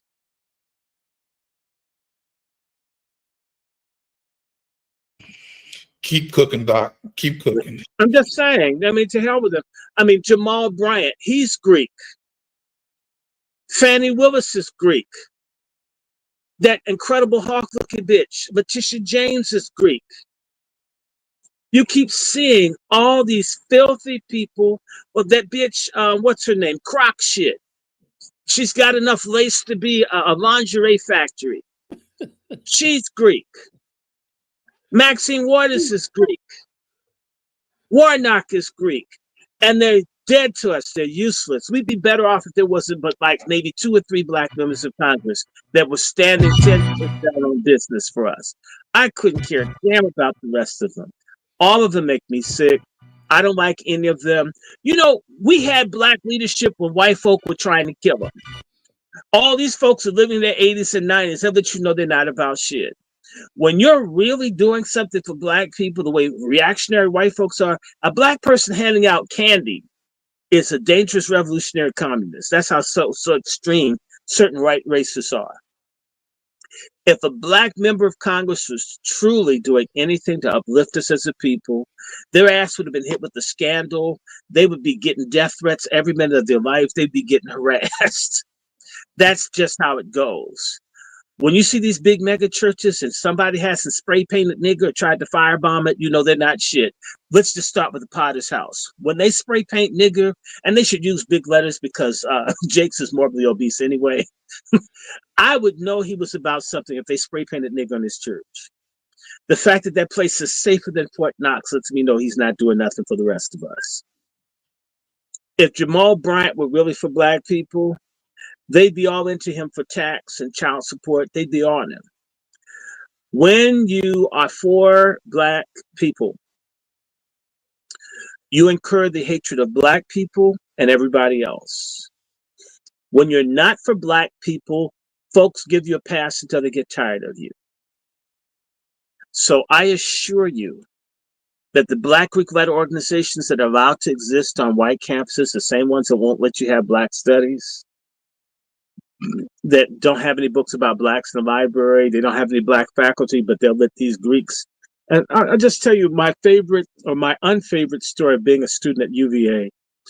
Being in a class, the only black person there, and folks are basically implying that black people are subhuman and inferior. Okay, I mean, I'm talking about in the 90s. And I don't know, I'm not bad defending myself or the group I'm in. I was able to chump off with fighting the teachers and everybody. At the end of all of the debate where I shut people down, the cues began making baboon and monkey sounds out on the yard. And all the white folks said, see what we're talking about? And it was so humiliating. So humiliating. That people like Brother Juan, all of us carry our weight as men, as black people, to try to be an upright folk. And these degenerate people are promoting genocide, abortion. Do you know that all the Greek letter organizations are in line with Margaret Sanger for the abortion genocide of black people? Why not beat this dude in the chest and kill him? Why not? You're killing babies every day. When you saw all these whores out here screaming about killing babies, black women, they're all Greek. How can fucking Black Lives Matter if you want to kill all the babies? The mayor of DC, who doesn't have any money or resources or jobs for black people, she's Greek. Over and over again, and let's just do this. The state of Georgia is an STD nightmare. What is based in the state of Georgia? CDC. No, the Black Boulee, which was a partner, and I need to remind everyone, the Omega Psi fraternity were the people who ran the Tuskegee experiment. It was black Greeks that waged genocide on low-income blacks in the Black Belt counties of Alabama. The white folk could have never done it without the cooperation and support. And even when the civil rights movement came along and you could give a little bit of back talk to white people, they didn't say a damn thing. It was a white journalist that exposed Tuskegee. No, not even fucking Martin Luther King. Nobody, not Fred Shuttlesworth, nobody, not Mayor Arrington, none of these people exposed what was happening with those black poor folks who were given syphilis. Vernon Jordan, as I want to remind everyone, was married to a woman whose last name is Dibble. Her father was the Q-Dog doctor that ran the Tuskegee Project, and his compensation, it's in the CDC records, he only asked for $1 a year to help kill black people. This is who your talented tent, these blacks you're supposed to look up to. Hate everybody white, as certain black cult groups and conscious community people want to talk about melanin and trash white people, and we're going to praise everyone black is holy. Get the fuck out of here. Whew. It's a lie. Black folks are devious. Black folks are wicked. Black folks are partners in the elimination of black people from the shores of Africa to the halls of the Congressional Black Caucus with that detritus bullshit up in there. And the Greek letter organizations are basically the training fields to create anti-black, pro-gay, pro-illegal, pro-degeneracy, pro-abortion leadership. And that's what the fuck we got. And you can't blame white people. These are all supposedly college-educated black people. Black people. Black power. Black power killing babies. Black power. Men blowing out each other's asses. Black power. Women munching on each other's carpet. Black power. Human trafficking. Black power promoting drugs and alcohol. You know, they say the Ku Klux Klan brings the guns in the neighborhood. Well, what do the Greeks bring into the neighborhood? And whatever the Klan is doing, Whatever, the Nazis, the killer cops, I don't like none of them. They're not doing 1% of the damage that these black Greeks and secret society Negroes have done to us. Okay. And so, I had a Boulee hit put on my academic career. I was never supposed to finish school. Uh, White Republicans saved me from the black Boulee. God damn. I mean, I, white people saved me. Can you believe white people? Yes, they did. Imagine that. And the black Greeks were going to cut my throat. And Omega Psi Phi, president of Howard University, swore he would never sign my paperwork to get my doctorate. Oh, nobody knows the trouble I've seen when I got cheated out of jobs, once by a Kappa, once by an Alpha, and then by other Greeks. I think I can teach. I think I was smarter than a lot of people. I got passed up. I had students come and complain. It didn't matter. So if you wonder why people don't learn in the schools, why things aren't getting any better, it's Du Bois who cooperated and was associated with Margaret Sanger. The very same people that said there are too many black people. You'll never hear white people say there are too many white. Never. And frankly, white folks are absolute numerical minority on the planet. They have good sense. When did we have too many blacks in America? In fact, if you ever desegregated a place and you're the only black person like I was, you really appreciate having other black people around. If you've ever been that dynamic where the white people don't even like each other, but they can all agree to hate you because you're black, and you could see white people hate each other, but they could agree, let's fuck with the black guy. They could all agree, let's hate this person. They couldn't even stand each other, but they could all agree, let's hurt him. Okay. Okay. I know that. I know that dynamic many times. Just they all get together and plot against you because they can't stand each other. Okay. Why would I want there to be fewer versus more? The Black Greek letter organizations are oriented towards assimilation. Assimilation is cultural and social genocide. And that's why we're dying as a people. Who pushed the jabs in our churches and our schools? The Greeks did. All these people out here dying, I blame Greeks. All of you in those organizations, you are murderers. All of you. I blame every single solitary one of you. If you want me to collectively blame whites today for what white people did 300 years ago, I surely can blame your black asses for people that are dying right now in real time. All of you. All of you did it. And now that people, now it's even coming out, you got the Health and Human Services Director, Kennedy. You don't see any of these churches, none of them coming and saying, what's happened to us since 2020? Where's our health standing? Have you noticed you don't hear from the National Medical Association, which is dominated by Jews and Greeks? Because they are complicit in our mass murder and our mass death. I'm learning as I'm fighting, and I think I look okay for stage 4 cancer. I look all right, don't I? I thank God. But I will tell you, why don't these people have Negro Health Month like they used to have 110 years ago? And they had Negro Health Month up until like about 1950. How come they don't do that? How come they don't tell us that the chicken that we're getting in the stores contributes to prostate cancer? The whole black men have prostate cancer. And then they're giving us the same treatments that do as much good as bad. And not a peep from them. The water isn't safe to drink. It's got lead. I did a test, and I can send it to you. The water isn't safe. My tap water had 191 parts per million of contaminants. Yeah, I need to get a zero water filter in the interim.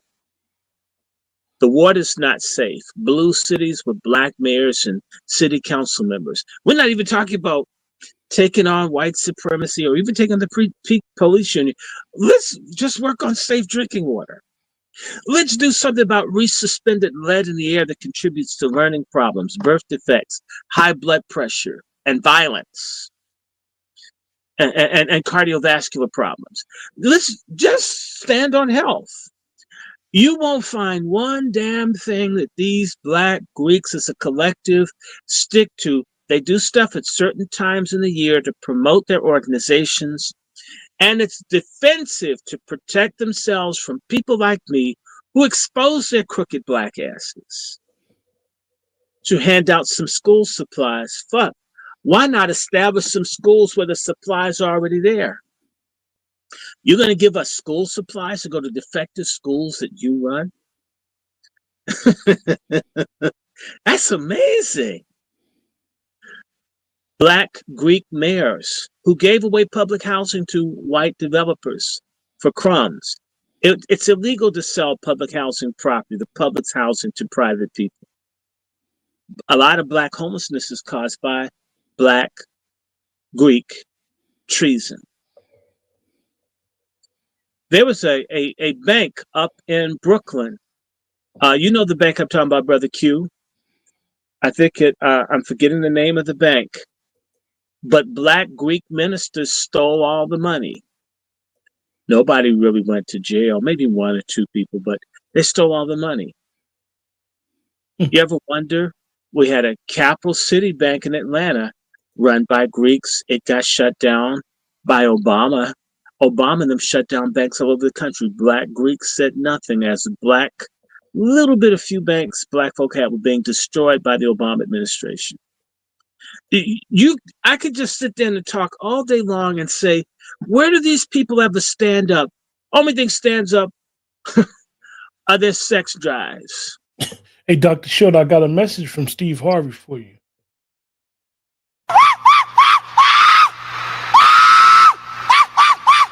Y'all remember he did that? Let me just say this, Steve Harvey. That's what he did. Remember he did that. Allegedly, Steve Harvey is somehow related. I don't find him funny. I watch Family Feud.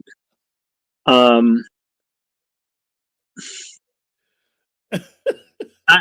just don't, I don't really care that much about black celebrities. And I was late, guys, just to share with you my concern. I'm sorry. Some people, they've been trying to kill Jaguar. They've been swatting Jaguar repeatedly, trying to have her killed. I got an emergency call. It's another reason I'm late. All these trafficked black women are disproportionately trafficked. Where are these damn AKAs, Deltas, Zetas, and the others? Where are they? Where are they? The black kids, black boys, disproportionately are not even adopted. Where are the adoption programs? Let me tell you, this happened. I can't prove it, but I'm fairly certain this is what happened. I used to work for a group as a volunteer called the Coalition of Adoption Programs. And the whole purpose was to create a movement for black children to be adopted and be brought out of foster care. Very fine woman, very fine black woman by the name of Janie McNeil Hayes. Really nice lady. And some of these Boulee type people promised that they were going to help her set up a center where people could help provide counseling and work with families in Prince George's County, supposedly the richest black county in the United States, that they would do something to help foster a new spirit of adoption and concern about children and families. And we worked for months creating a plan, a holistic plan, to rescue at-risk black children. Among the many things I've tried to do in my life to help somebody else, it wasn't for money, it was for people. And it got destroyed by people who could have just let it happen. They just destroyed it. You know, they promised Janie they're going to give her money and they're going to do this and that. And she's so excited and says, look, I'll even be able to pay you. And I says, well, great. I'll be able to work with kids, be able to advocate for this. I wasn't even thinking about a whole lot of money, but enough money to live and do good work. And it turned out it was a group or a couple of these Boulee type people who were blowing smoke up her ass and ghosted her after we did everything necessary. Identify a building, do this, get professionals, and we'd have wraparound services for these young people. We'd help the parents and we'd get counseling and get people off drugs and all. And it broke her. I don't talk to her because it's so sad. That person had worked for years, they're going to save children and help put together families. And these people were joking. And if you talk to other people in the community that have done stuff, not for profit work in the community, you'll meet these people. They have nice, fancy clothes. They live in big homes. They're stingy. They don't give a fuck. They won't help. You'll get money from a white person 100 times faster than these type of grifter Boulee niggas. I'm speaking from experience. So when a Boulee nigga threw my family out in the winter 50 years ago, a white Republican conservative got my dad a mansion. I'm only telling you my life. A white conservative Republican saved my family from being homeless.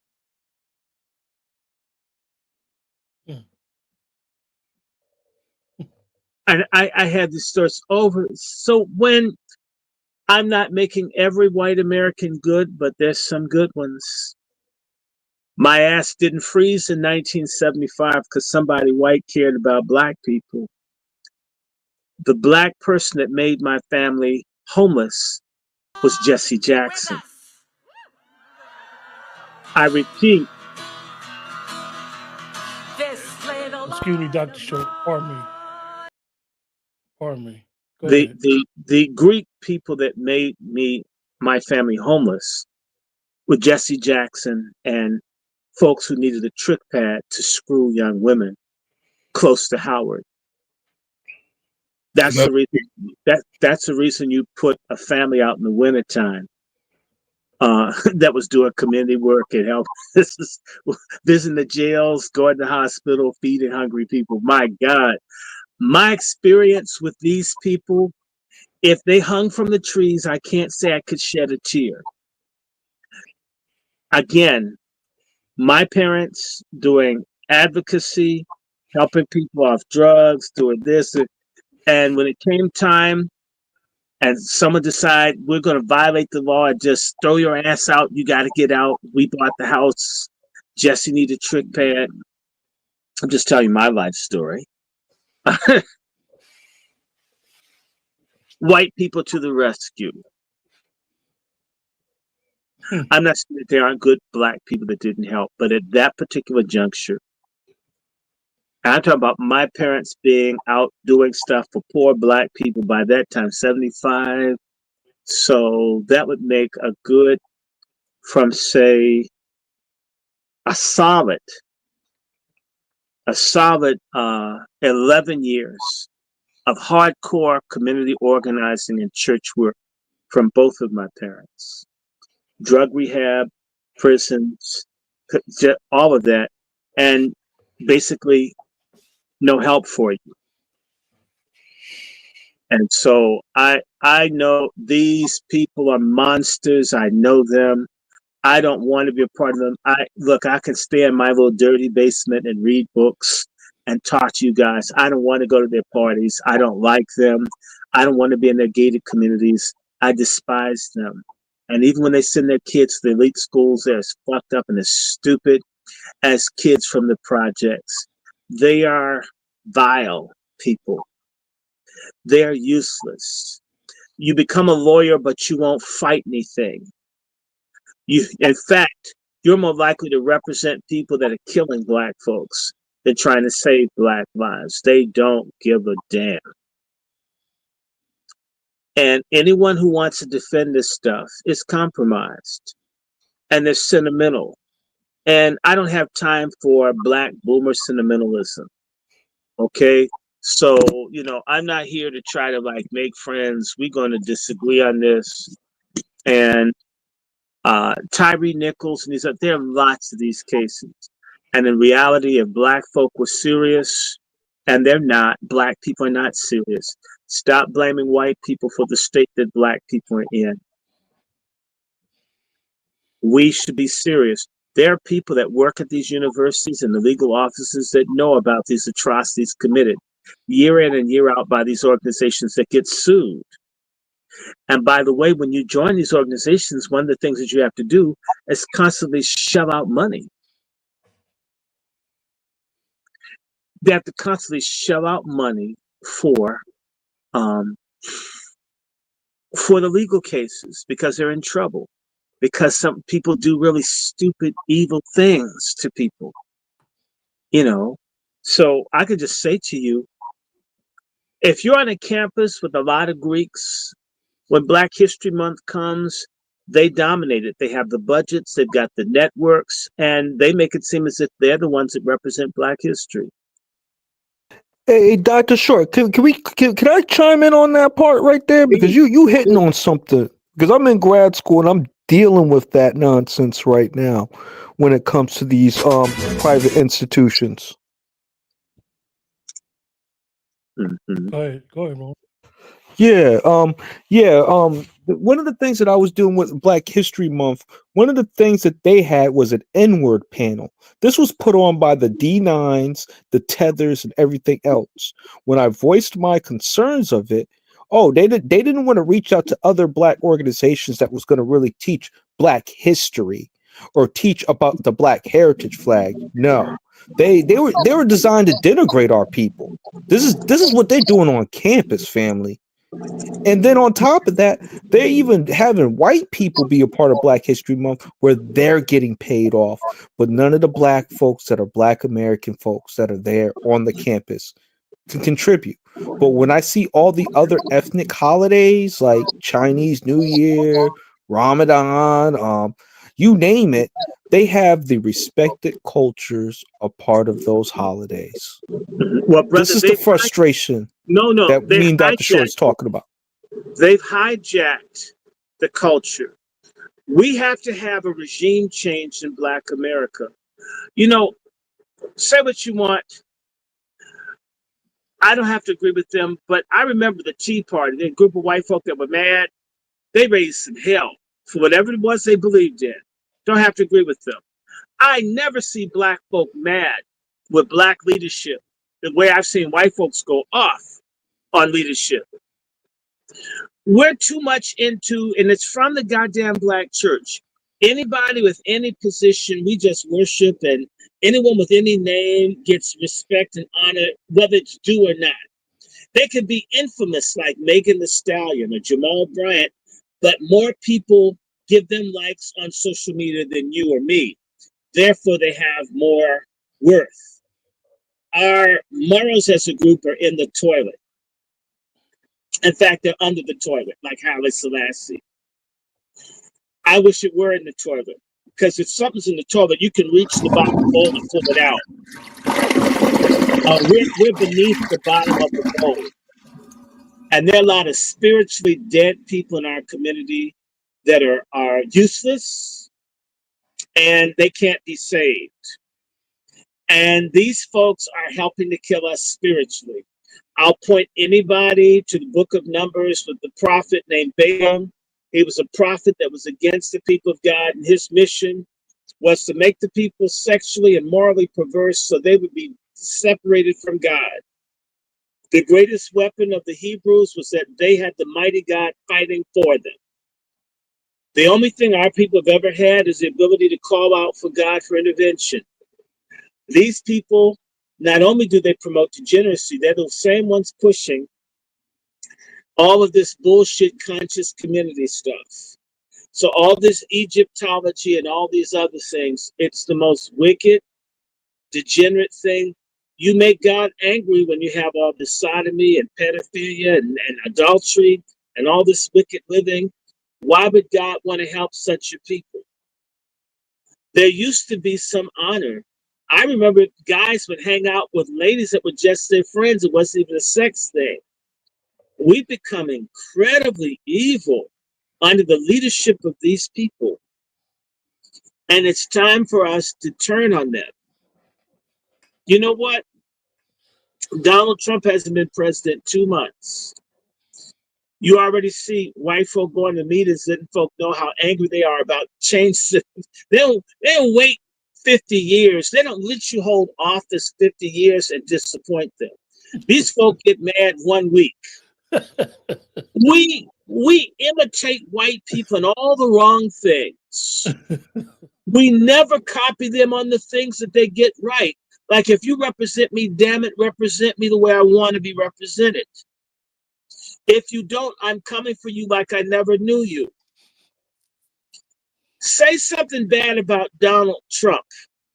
Let someone find out you said it 10 years ago, and they'll come after you like you tried to shoot him up in Butler, Pennsylvania. Black people, on the other hand, no loyalty to anyone that would dare raise their voice for them, and don't stand on anything. It's amazing. That dude, again, that Slay Queen, Al Green, one of my late friends alleged that he swings both ways. And maybe he does. Why the hell does a man need a ponytail when they're almost 80 years old? And nobody's hair, his hair is blacker than Africa, and he's in his late 70s. Nigga, please. Well, Dr. Short, you said perfect segue into the next portion of our show. You said that we need a regime change. I have the Avengers for you, Dr. Short. The Avengers are here.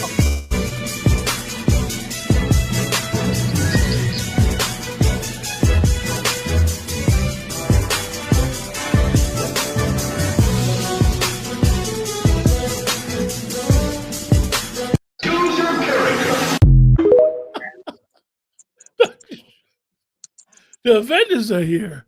Brother Juan J. Johnson, the Avengers are in the building. Hold on, Brother Juan. I got one more for you. Just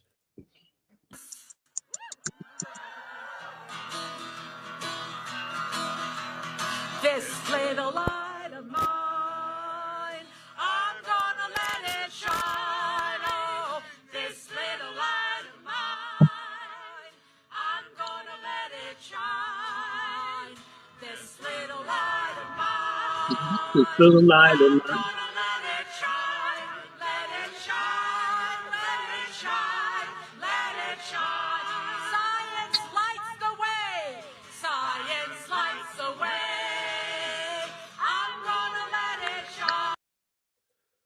Yo, how on earth did they atheize a Christian song? Brother Juan, my God. Well, the point is that my issue isn't that they how can I say, they made it into an atheistic song, but they can't sing on key.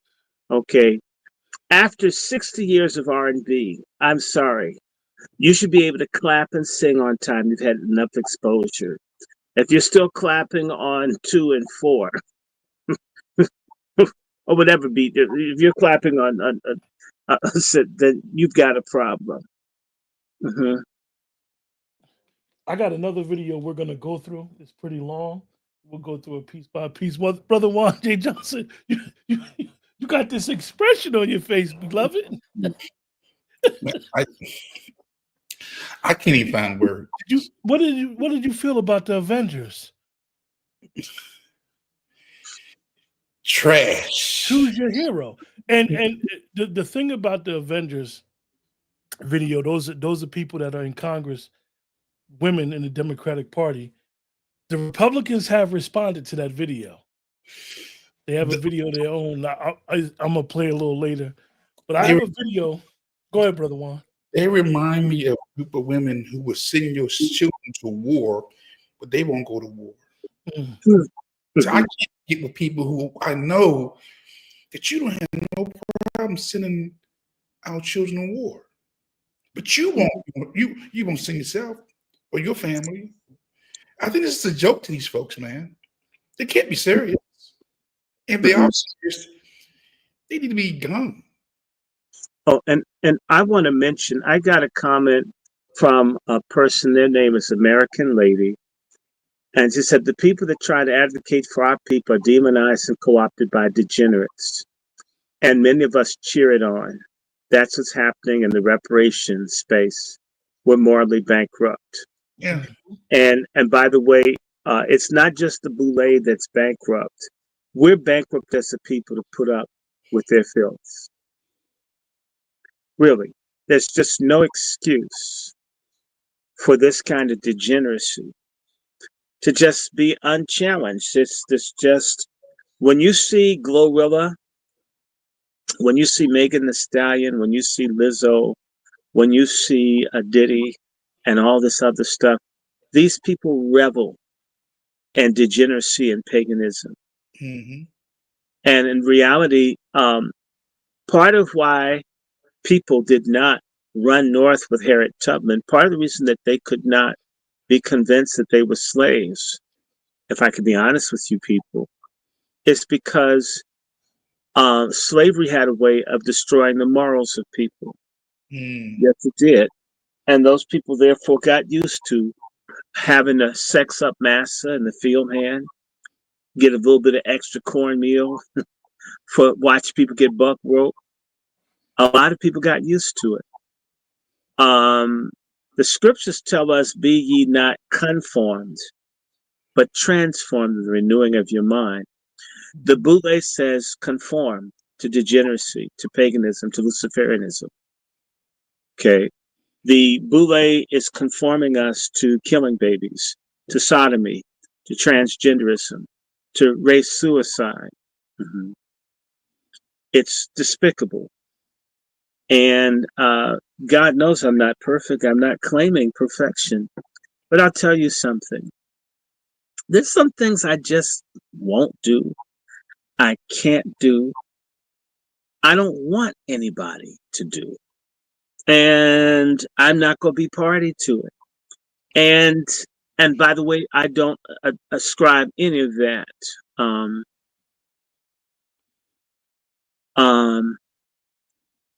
I don't, and not because, but again, let's get back to this.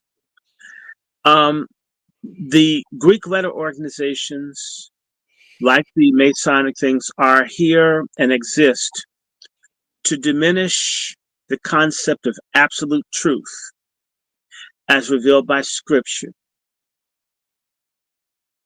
You see, there are very few religions that say that they're the only absolute one. The Christian Bible, Jesus says, "I'm the truth, the way, and the life." It's only me.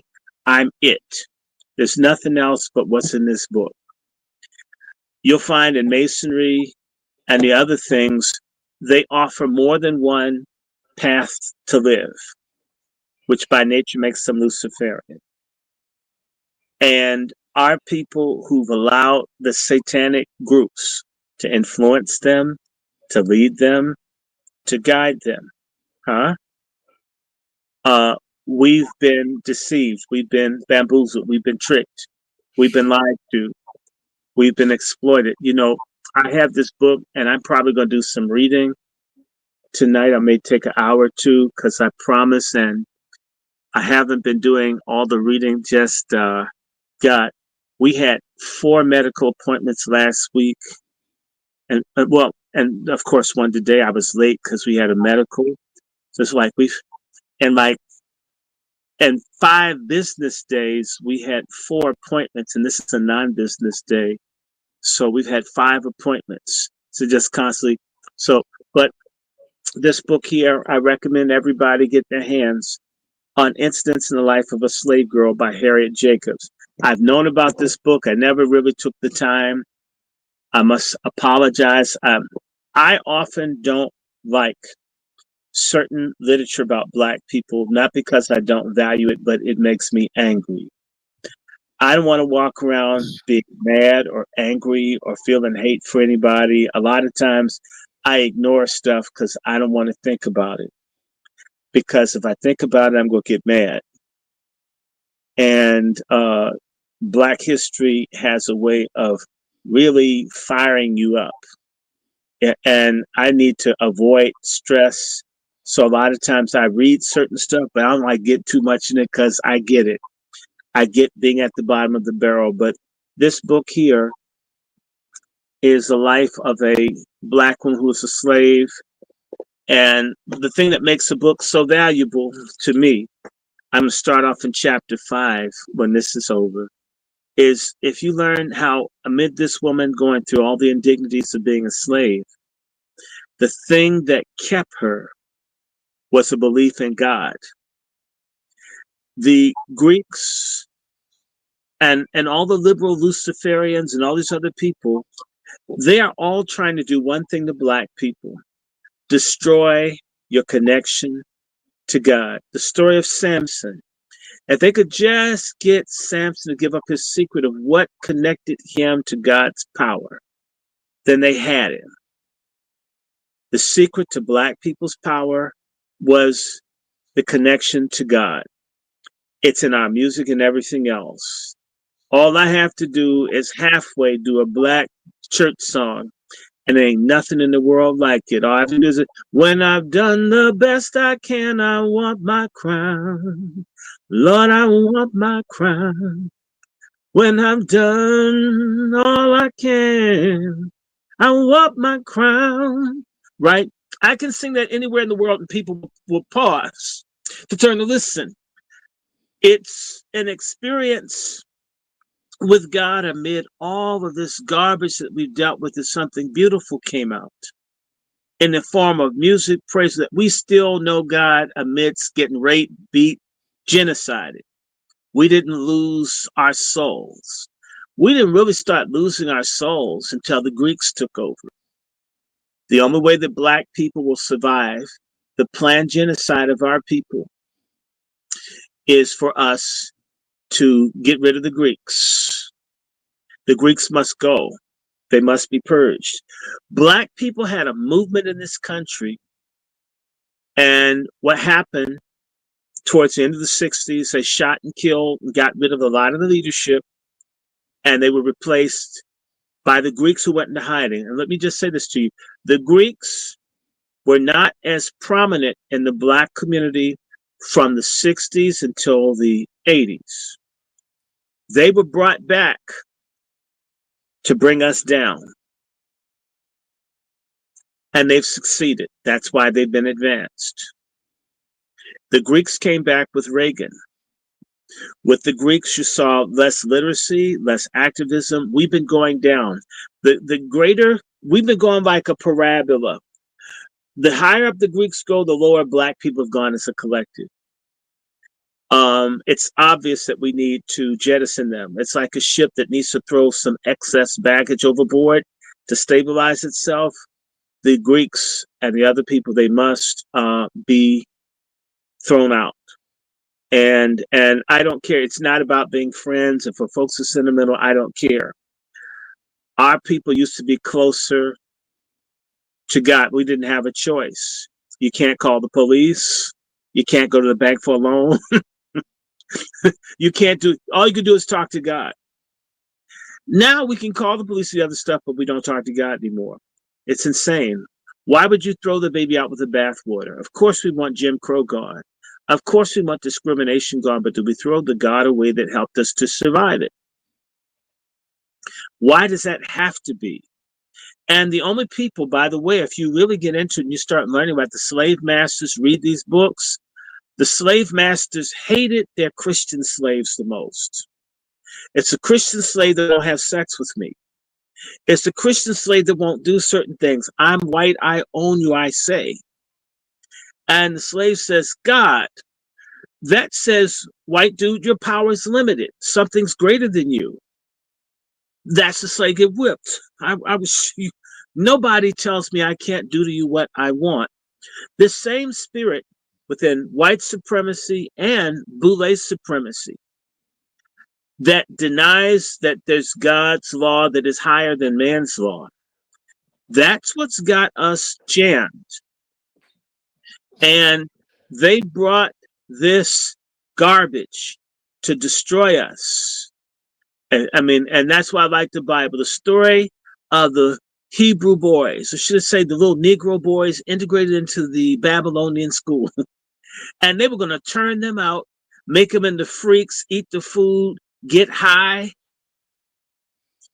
And they refused.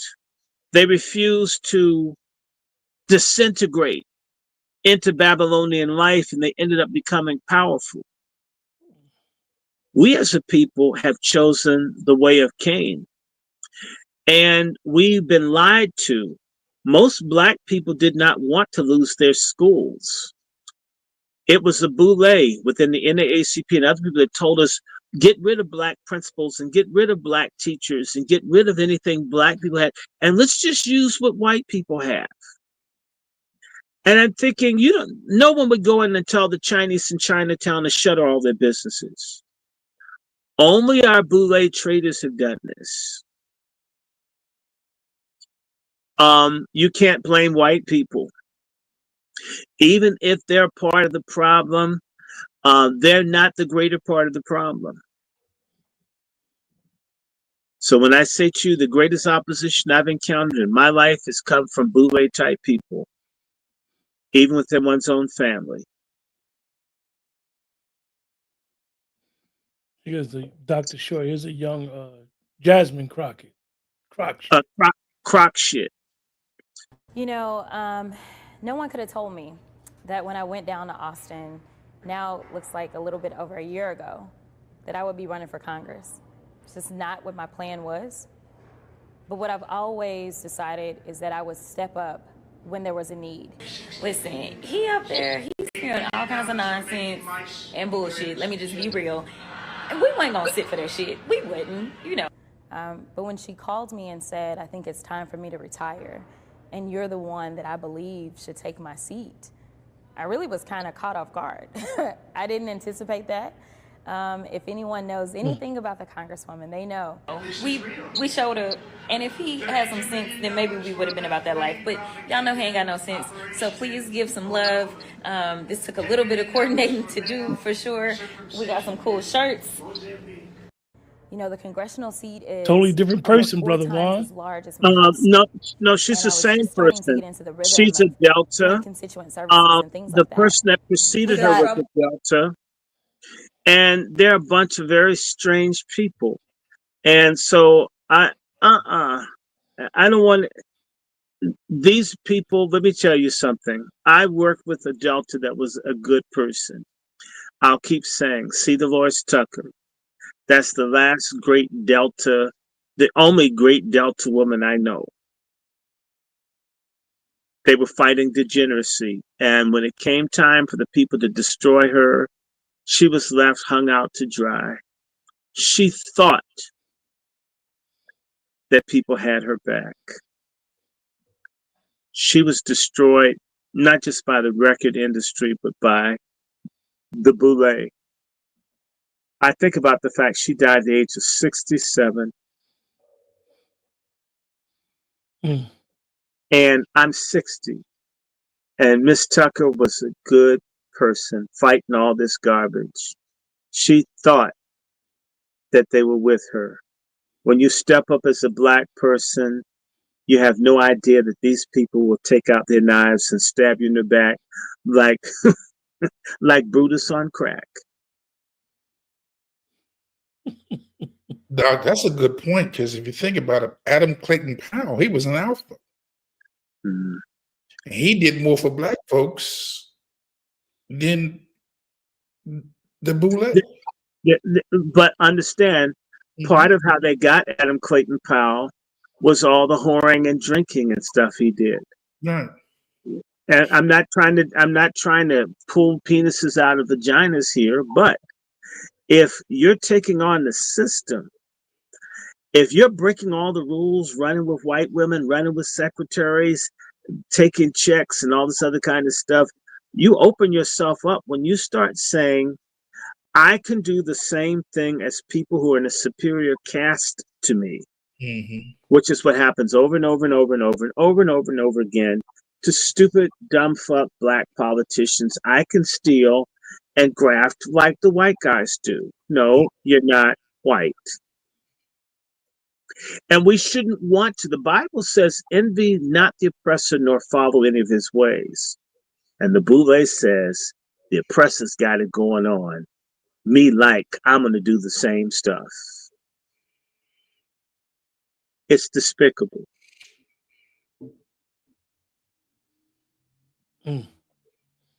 Brother Negro.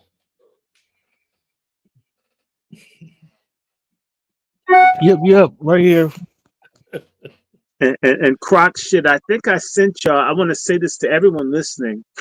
If you can get a criminal background check program, if this is the same Jasmine Felicia Crockett, this woman is scandalous. She's basically just Diddy with a weave and a vagina, I think. Hey, guys, I've been hearing that she's a tether on the low. And I've been hearing that from multiple sources that she's not even, I and can't she's, help you. I know her family is from St. Louis. That's what we do know. And how long in St. Louis, I don't know. I know her father's allegedly a pastor, and she could be. But here's the thing, and this is again the crime of the Boulee. If they were truly the black elite, if she's truly black elite, they would be able to let us know who's us and who's not. This person on my thing says she's 100% ADOS. I know that, as far as I know, her family is from America. But again, I don't share the same obsessive thing that you do, Brother Negro, because the Greek letter organizations are completely open to people from other places, and they help facilitate the invasion and the incursions into our community, because the Boulee organizations are globalist. They're not black for black Americans as a separate entity. They say that, but they're not. And it's just time for us to stop playing this game. hey, Dr. Short, I got a question in for the other panel. Do you think that because of these Title IXs and these school policies, see, I don't see them forcing the white frats per se to open up their doors to all ethnic groups and all this other nonsense. But when it comes to the black frats, I've seen the school administration, the system itself actually force specifically like black student unions, the black Greek organizations, they forced them to almost underneath the guise of Title IX to make them accept other students just because they might look black. Black people are stupid. Why take government money? And they don't do it to Jews or other people, but no one sues that way. Where are all the black lawyers? All these niggas running around in $2,000 suits, but you can't get them to do any pro bono work. I'm really disgusted by black professional people. They're scum. You get all this education, you boast about all your expertise, and you don't do anything. Let me tell you something about white folk. White folk volunteer and show up for stuff if it's their community. Black people, they got a nice house, 2-car garage. It's hard to get their attention. We have a situation where we're very nuclear. With we four and no more. My wife and 2 kids and fuck everyone else. That is the model of many black people, so many. And the Boulee promotes that. Just take care of you. These organizations should fight And if they can't get campus recognition, then organize or actually be a secret society. And don't demand to meet on campus, find some place to get together. You know, with all due respect, Black people don't really try to stand up or fight for anything. They never do. Halfway say something they did because they're slaves. And let's just be honest. Most Black people are slave minded and are comfortable with such. In fact, they told being slave minded is a path to success. They could say, hell no. Black folks had guns and bandoleros full of bullets to get Black studies in the 60s and 70s. You mean people used to have guns and force it? And now you can't just say, no, we're not going to do it? See, I prefer the old racism where people told you how they felt about you. Maybe they spit on you, whatever. You know where you stood. Now, because you get to go to lunch in the President's Club, whatever, you feel like you belong. Well, maybe we could just. So, in reality, the impulse for assimilation and race suicide is the norm for Black people, Mr. Negro. People don't want to be who they are. And again, you want to know who you are? I go to National Archives. It's so rare to see another Black person there. It's full of White people tracing their Black families were destroyed. We've been destroyed by our family the last 60 years. We destroy our family in the family court, and we are lying about fraternity. If we're serious about this stuff, if people could do this 150 years ago, God damn it, don't tell me we can't do it now. It's a choice not to do it now. And people lie, they talk this stuff, it's not possible. When I was talking to my aunt today about the royal governor of Maryland being her grandfather, my aunt knows me, I put my aunt down. My aunt did not know her second great grandfather's name, but they never called to ask. Right? I'm a call away. I'm not saying I don't love anybody, I'm just saying, you ain't call. You could have asked. Do you follow? Just settle with, well, I never knew that or I didn't know much, but we're not aggressive. We're not serious about being what we are. We're not. And if you talk to anyone that does genealogy and find out how much opposition they get from family, of just trying to get basic things like names. Well, have you ever talked to someone about where they're from? Well, somewhere in Georgia. That's an answer. Somewhere south. Oh yeah, down south. I mean, you guys never sat down and talked about how you got to New York or Chicago, or who your grandfather, grandmother, what's their actual name. The most disgusting thing for me is to go to a Black funeral and find out I never knew the name of the person that I knew that was there. I'd never heard their name. I mean, like, wow. Like you don't know anything about them. We like things murky and dirty, just like the slave master. Slave master didn't want to own paternity of the kids, so he could sell and do what he wanted. And we do the same damn thing now. If we wanted it, because Black people talk it, but we don't mean it.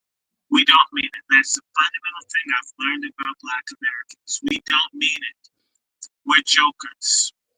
90% of Black folks are jokers.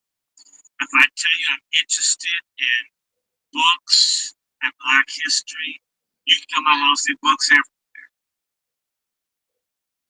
If I go someplace, another city, I'm likely to go to a museum or to a bookstore, to a library, go to something cultural. may not go to all the elite stuff. When I was in London, I didn't go to the Tower of London, but there's some bomb-ass bookstores with black books in London that I've never seen in America.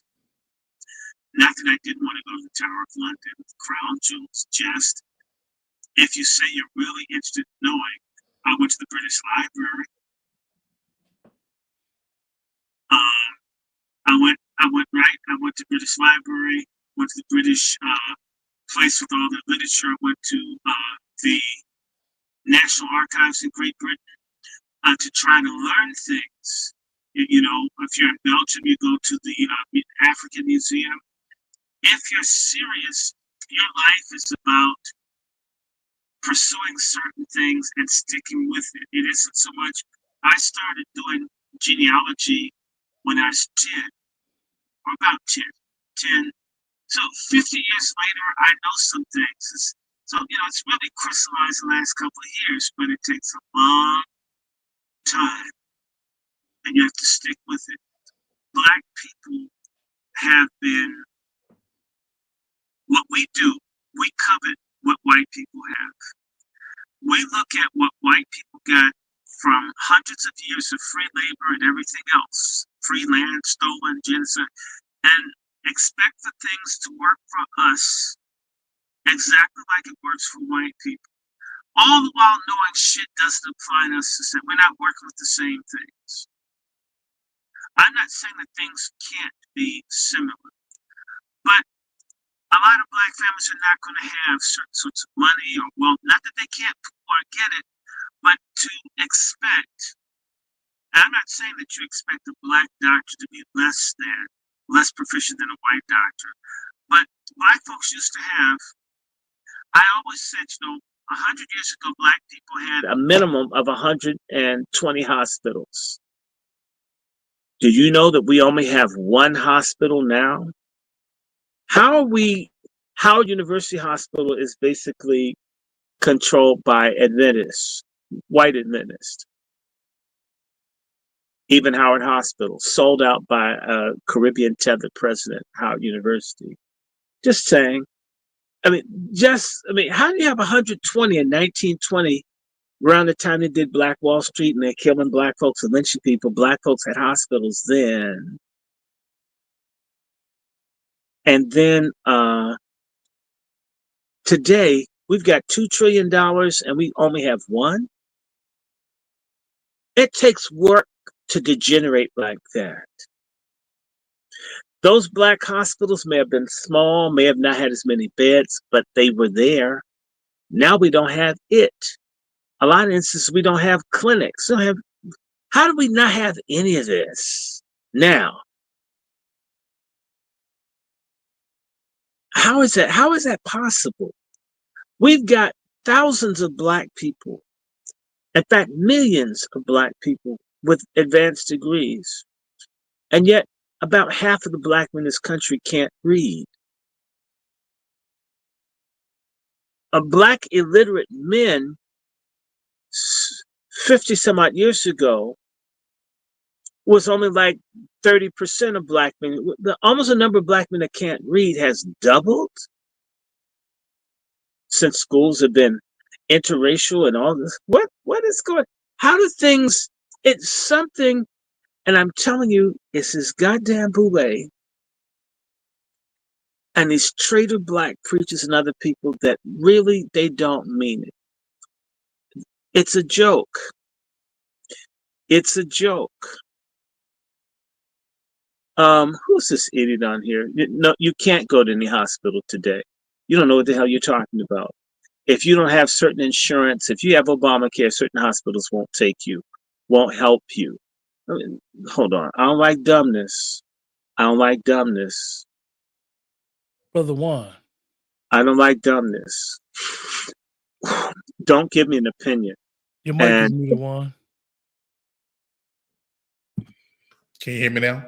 Yeah. Yeah. So, Dr. Short been cooking for so long, man. You know, No, I'm just saying. And someone put up a comment. This said it's integration. No, integration means the coming together of equals. And Black people have to stop using terms that they don't know what it means. Just because you hear it on the news doesn't mean that it's what it actually means. There's no such thing as transgenderism. If I hacked my dick off today, it wouldn't make me a woman. It would make me a dude that mutilated their dick. Integration means the coming together of equals. That is not what we ever had. They did not say you could wear your hair in cornrows or any style you want. No, your hair needs to look in a way that white people say your hair looks when you come to work. Or we get angry. White guy can have a ponytail, you better not have dreads. That's not integration. Assimilation is not integration. Assimilation is destruction. Assimilation is the woman has to heat treat her hair and make it style like a white woman, but if she wears her hair natural, they say she's unprofessional. Doesn't matter if she has 2 PhDs and been in the job 20 years, she wear afro, they want to fire her. But a sister comes in with the lace weave from an Asian store, she looks professional, even if she acts like Jasmine Crockett. That's not integration. And we need to stop using that. White people have not integrated with black people. Black people have integrated with the degeneracy of the American culture, but not with white. We've tried to we're smoking dope, we're doing everything that we saw white folk do. They have never integrated with us, nor do they care to. And that's not to be expected. I'm not mad if they don't. We have not integrated with ourselves. We still have classism and colorism and Bouleeism and all this other stuff. We don't know what integration means. Integration means coming together of equals. In Canada, they have French and English because the French-speaking Canadians are integrated. You wouldn't dare not know how to speak French and run for office in Canada. You can't make it. You better know some French. In America, I meet white people or run across them online. They don't know a damn thing about black people with 60, 70 million people. That's not integration. That's assimilation. When you turn on TV, you don't, Black History Month, I mean, you'll get a little, in Canada, if you want to be head of the government in Canada, you have to have a program to appeal to French-speaking Canadians because they're a significant minority group. America does not have a representative republic. America has a majoritarian republic where the majority of people fuck over the minority group of people. That's not integration. It is not integration if someone thinks I'm too dark to have a particular job, or I didn't come from a certain family lineage. My family is not from New England, so therefore I can't be considered. That's not integration. Assimilation and integration are two polar opposites. In fact, another term for assimilation is ethnocide. That means the destruction of a people. And that is what's been going on for the last 60 years, is the destruction of us as a people. And this has been facilitated by people who've been promoting assimilation, which is in the Boulee. Same people that said in order for a black kid to learn in school, he has to be sitting next to or near white students with a white teacher, or else they're stupid. Black kids were learning better when they were in segregated schools with dedicated black teachers and principals. I don't want segregated schools. I don't think people should have textbooks that are 100 years old and other people have brand new, and that people don't spend the same amount of money on kids throughout the school system. Of course, I'm against that. But you mean unless I have a white teacher, I can't learn? The school to prison pipeline is proof that white teachers set black students up, in particular black males, for failure, for criminality. And yet they talk about the school to prison pipeline, but that was engineered by the Boulee. They did this. I blame them. And the same way, you blame the CEO for the failure of a company. If the Boulee represents the leadership of black people, then everything fucked up with black people is the Boulee's fault. That's how I see it. And if you're a part of it, you're an accessory to it. Every person that ever pledged, you're all guilty. Every single solitary one of you. All of you. You guys we need a truth and reconciliation thing for people to burn their regalia and quit and repent for their crimes against black Americans as well. All the people in the Boulee, in fact, they are disproportionate among the top percentage of black people who are getting 90% of the wealth that's concentrated in the top 10, 15% of black Americans, need to pay reparations to the rest of us for how they betrayed us, how they've gotten all the equity out of the civil rights and other movements and have not shared the resources with us. And they're the same ones that are instigating a race war by attacking Donald Trump and doing all this other bullshit, acting like they represent us. And yet they haven't tried to get deals for us to have jobs, opportunities, access to health care, and the like.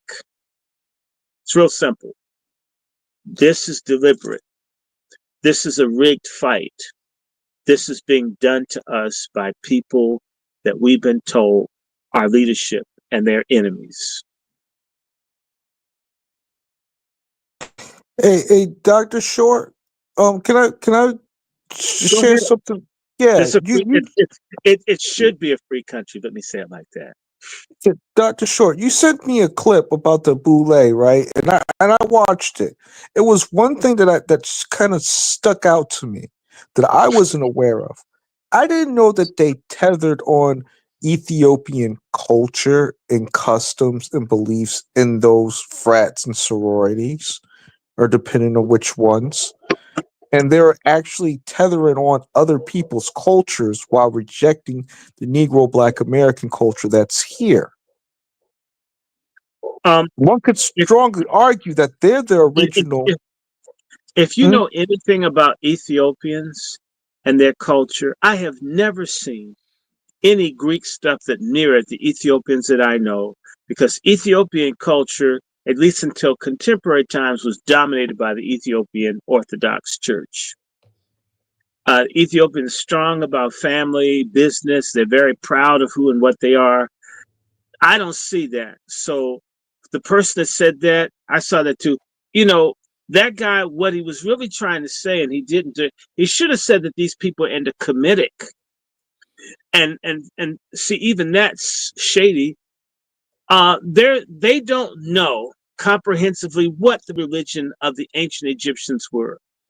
They just found a new tomb within the last couple of days. A lot of ancient history is speculation. If you follow ancient history, they just found what down in Iraq, thousands and thousands of kilometers of canals from a city that was 5,000 years old that nobody talked about. A historical memory or cultural memory of a people is 20 years at best, and you can lose everything in 20 years.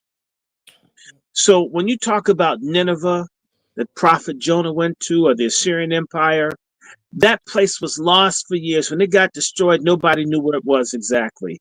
People had to go looking for it. The city of Troy, someone had to go looking for it. It was a memory. People didn't even know where it was.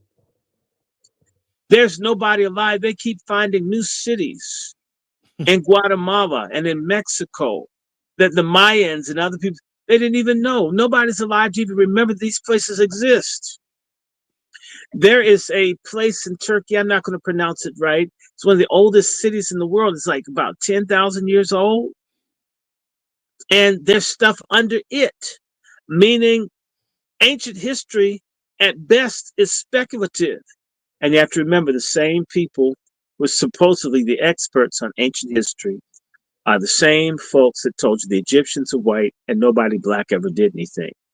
These are the same people that believe in evolution. So you have a very compromised group of exceedingly dishonest people who have a cultural bias against everybody but themselves.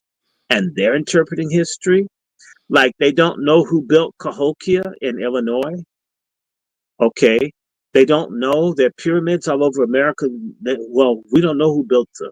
Or the Great Zimbabwe in Africa. Well, Phoenicians. Maybe people from another planet. Surely nobody black could build it.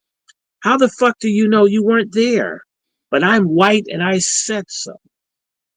And I'm telling you, that kind of mindset is going to get the shit kicked out of it.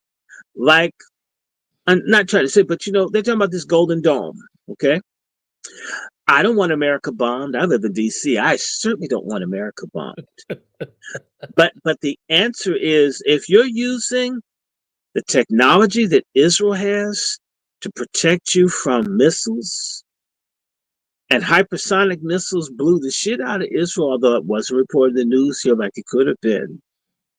Whatever they're talking about putting up to defend America, even though it messes over other countries, by the time they spend all this money for this shield or whatever they're going to put on America, it probably won't be worth the salt that we paid and tax money.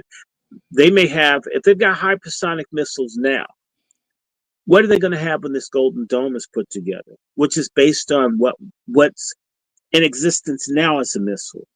What's going to happen in the next 5 to 10 years in missile development, right?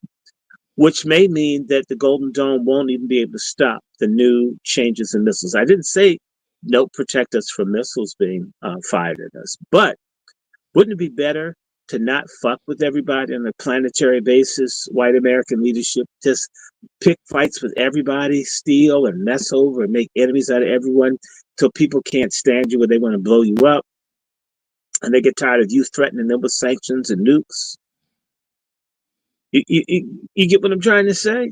I mean, so these same people do the history, and these same people said the Japanese eyes were too small for them to be able to fly planes. And Pearl Harbor says that's not so, right? And the same thing said, oh, the Chinese couldn't possibly move that many soldiers. And in Korea, that's not so. And in Vietnam, they can't possibly rebuild the Ho Chi Minh Trail after we bombed it. It wasn't so. All of this stuff is, well, because I hate you and because I can kick Black Americans in the ass and they can't fight us back. So our worldview is based on our ability to bully Puerto Ricans and Aleutians and Hawaiians and other people. We project, how we do history and everything is based on how much I hate people I can mess over who can't fight and defend themselves. I mean, it's great logic, I guess. If you hate people, it makes sense. But you know what? The Germans said the Russians can't organize a counteroffensive. And then Stalingrad, the biggest battle of World War II. Didn't the Germans get their asses handed to them, the Sixth Army? Didn't they? Right? You're dealing with the arrogance of this European so-called exploration expansion, where everything's based on we're the baddest, like this dude that's with Elon Musk called Big Balls, and we're so smart and we know everything. And they've been firing essential people, like firing people that are monitoring our news. And I get it. We're so white and smart. We just know, just rip them and slash them. We don't even care what your institutional knowledge is, what your profession. I'm white and I said so. This cocky shit has a bad ending for every empire.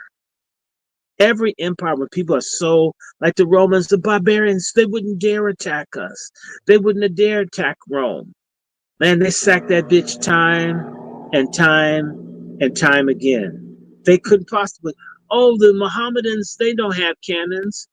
They took Constantinople in 1452. This thing about I'm better than you, it's not a smart way to deal with people. There's something about this God that most people say doesn't exist in America, and that is God didn't make stupid life. Life is intelligent. Flowers, plants, animals, people. And whenever you have a system that says certain people have smaller brains than we have, and we're smarter than everyone else, and no one can equal us, and nobody can do what we do, and we're so this and we're so that, and the Russians can't get the space, and then you get Sputnik, and you say the Chinese are stupid, and then they have nukes, and the Indians have nukes, and the Pakistanis have nukes, and eventually the Iranians, if they don't already have nukes. Stop pretending that people are dumb. They may be different, they may not have as much money, but God did not make people stupid. We're just one group just has all the intelligence. So I'm white, and 199% of all the intelligence is in my skull. And if you don't have white colored skin, your skull has no intelligence inside of it. That's stupid. Oh, and you know what we'll do to make certain that what all the intelligence is in white skulls? We're going to go back through history, and we're going to make the Egyptians. We're going to make Shaka Zulu white, right? We're going to make not cultured Nigeria white. We're going to make people in Congo white. We're going to make the Chinese white. There's this thing called the Hamitic hypothesis, where all civilization of people who are dark skinned, especially in Africa, comes from a group of white people called the Hamites. So if you don't have any white connection, you're dumb. You're just stupid as hell. You can't get civilized. You just can't get it together because you're not white. It's not. It doesn't make any sense. But Elon Musk and other people think like this, and these people simply haven't had their asses handed to them like it could get handed and will be handed to them. Okay. The people said they're going to clean up Gaza in just a couple of days, remember? This thing is dragged and dragged. I don't want anyone fighting anywhere. They killed, what, tens, hundreds of thousands of people, and the folks haven't given up. Israel is so this will be done in 6 months. Well, it's more than 6 months later. Have they won? It's the same thing. We're superior. These Arabs are dirty. They're no good. We do what we want to them. They're nothing. This is our land. Whenever you approach that, you always get embarrassed. Always. The Russians said the Japanese, they're stupid. They're inferior to us. Let us sail our Baltic fleet over to Asia. And the Japanese were waiting, and they sunk the entire Russian fleet at the Straits of Tsushima and the Russo-Japanese War. I don't know how many black eyes white countries have to get before they recognize, you know what? Everybody's got a little bit of sense. Everybody's got some sense. You got to break with the gunpowder technology that you integrated from other people, and you guys got to leap ahead. For a period of time, everybody was behind you and had to play catch up, but they're catching up now. The Chinese have digital chips and all that is superior to what we've got. I'm not pushing for China, but they got 1 billion people. Maybe some of them are smart. Some black people are smart.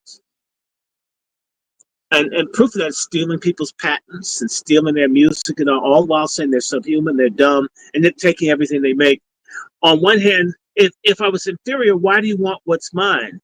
You should just let it go. So there's a great hypocrisy in these people. So these same people write the history books. The same people, well, as I said, do genealogy. And, you know, and you learn, wow. Again, I tell people, my family was thinking, okay, we're regular black people, cool. You know, imagine finding out that you come from, I mean, I knew about African royalty in the family. They got European too. And it's a fact. And it ain't just me. And that there were tens of thousands and not hundreds of thousands of people that look like us that was sent from England to the Caribbean and the Americas. And so our whole story about the establishment of the United States and the British Caribbean, but in particular the United States as a white society, is a lie. Like I was trying to figure out, how did we get so black? If the people in my family are all from England and Ireland and they're so white, how do we get so dark so fast?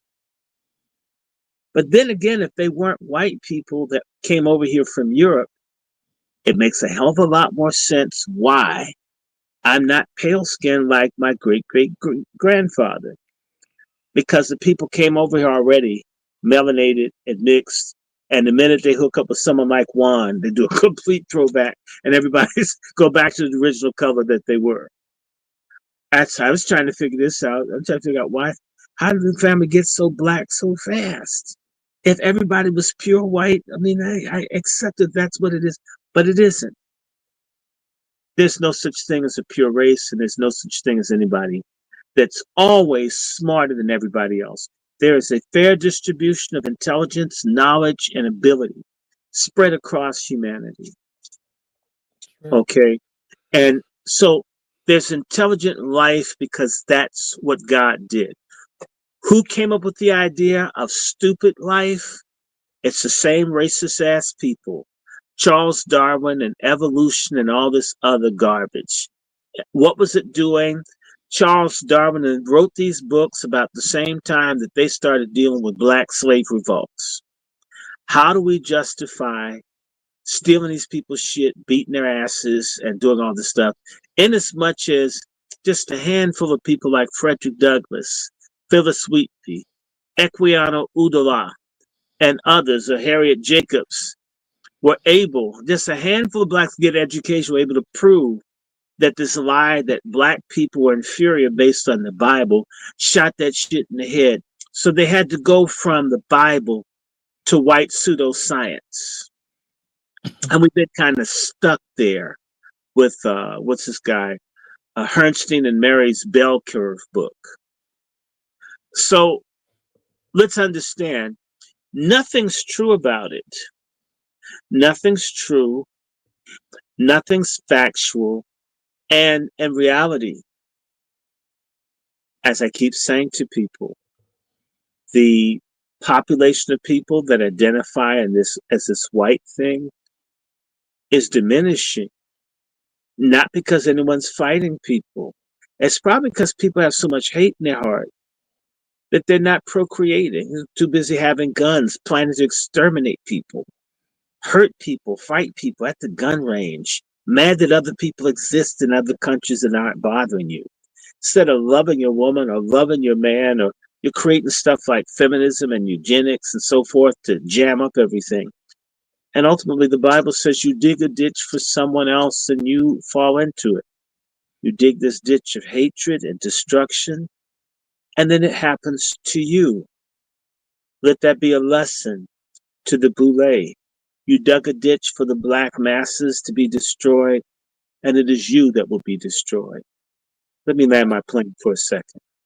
Oh, well, that concludes another great Pat Talk broadcast, episode 60. Dr. Short came in, cooked, gave us the main course and the dessert.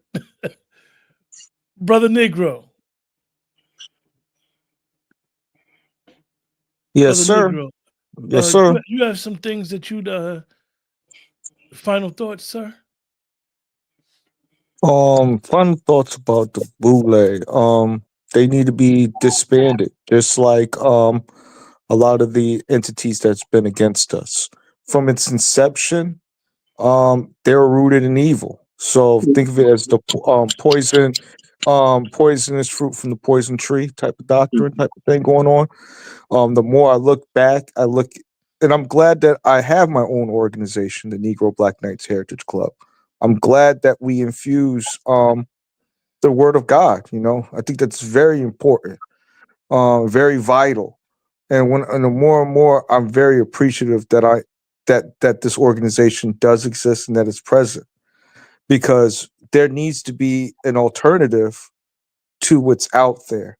You can't, as a society, we can't just complain about what we don't like, but we also have to build the possible alternatives, what we are doing, so that people can come to these newer institutions that are in our interest, that's in our image, and also in the image of our creator, because, he created us. And, and one thing I have learned is that nonprofit organizations such as the Boulee and all those frats and sorority, they're rooted. They draw upon the inspiration of Satanism or being evil, and that's one thing that I've learned. So anybody that's talking about these organizations, all of them have an origin point, and they all are inspired by something. Mm. It's up for you as a person that wants to be a part of these organizations to find out the truth before you join. We got to take personal responsibility as a community when it comes to these frats and sororities. Salute to y'all, brothers. 2025, end Boulee lynching. That's the motto. End Boulee lynching. Yes. Salute to you as always, Dr. Short. Brother Juan, thank you, brother. And Q, you already know what it is, and thank you for your support and your platform and keeping up with Pat Talks. Mhm. Brother Juan. Let me first just give a shout out to Chef C in the passing of his father. He had a service on this week. So I want to just salute the chef. He's out here trying to do his business, do his talk shows, broadcast, but he's also grieving. So just want to let him know that in his prayers and his family, again, lost a father that raised him. Second thing, I just want to shout out to, again, to the family and friends of Caleb Wilson, whose name should be mentioned every day. Mm-hmm. Every day. Caleb Wilson. Caleb Wilson. Where are the Qs? Where are the frats? Where's the conversation about the hazing? Why aren't we discussing the killing of Black men and women in these organizations? So again, just want to shout him out and his family, praying for them, and all those who are victims of these fraternity, sorority killings, lynchings. Number three, I want to shout out to Dr. Short for being a John the Baptist, a Nehemiah, a Elijah type, who's crying out and setting things in order, leaving a reservoir of information that will be listened to in posterity. They may not listen to you right now, but they'll listen to you later. Because somebody somewhere will be saying, well, where were the voices who were standing in the gap? Where were the voices who were the dissenters? And they're going to come up, they're going to pull up Dr. Short's videos and realize there was a voice out here who was crying loud and sparing not. Okay? Also, to you, Brother Q, for holding things down for this Pat Talk. Yes, sir. We appreciate you. People don't realize this. We may not interrupt our conversations and say like, share, subscribe, and donate, but you're not getting this type of information. And there's many platforms out there you're going to, but you got some solid, well thought out, educated brothers, and every now and then we throw in a sister too, who are giving you what you need, a different perspective. So again, I salute Brother Q, and I need y'all to hit his cash app. Somebody needs to support the program tonight. You listen to Dr. Short, Dr. Short is not no nobody. Numerous movies, numerous documentaries. And when he come with the real. Okay. As for me, all I say is this. I need you to be consider being responsible gun owners, gun users. We are not out of danger. My passion is to make sure I can train you how to defend yourselves, defend your families, your friends, your neighborhood, your county, your state, and maybe the nation. Need you to be aware of these stadiums, these movie theaters, anywhere there's a lot of people. Just be mindful. I don't want you to be no soft target.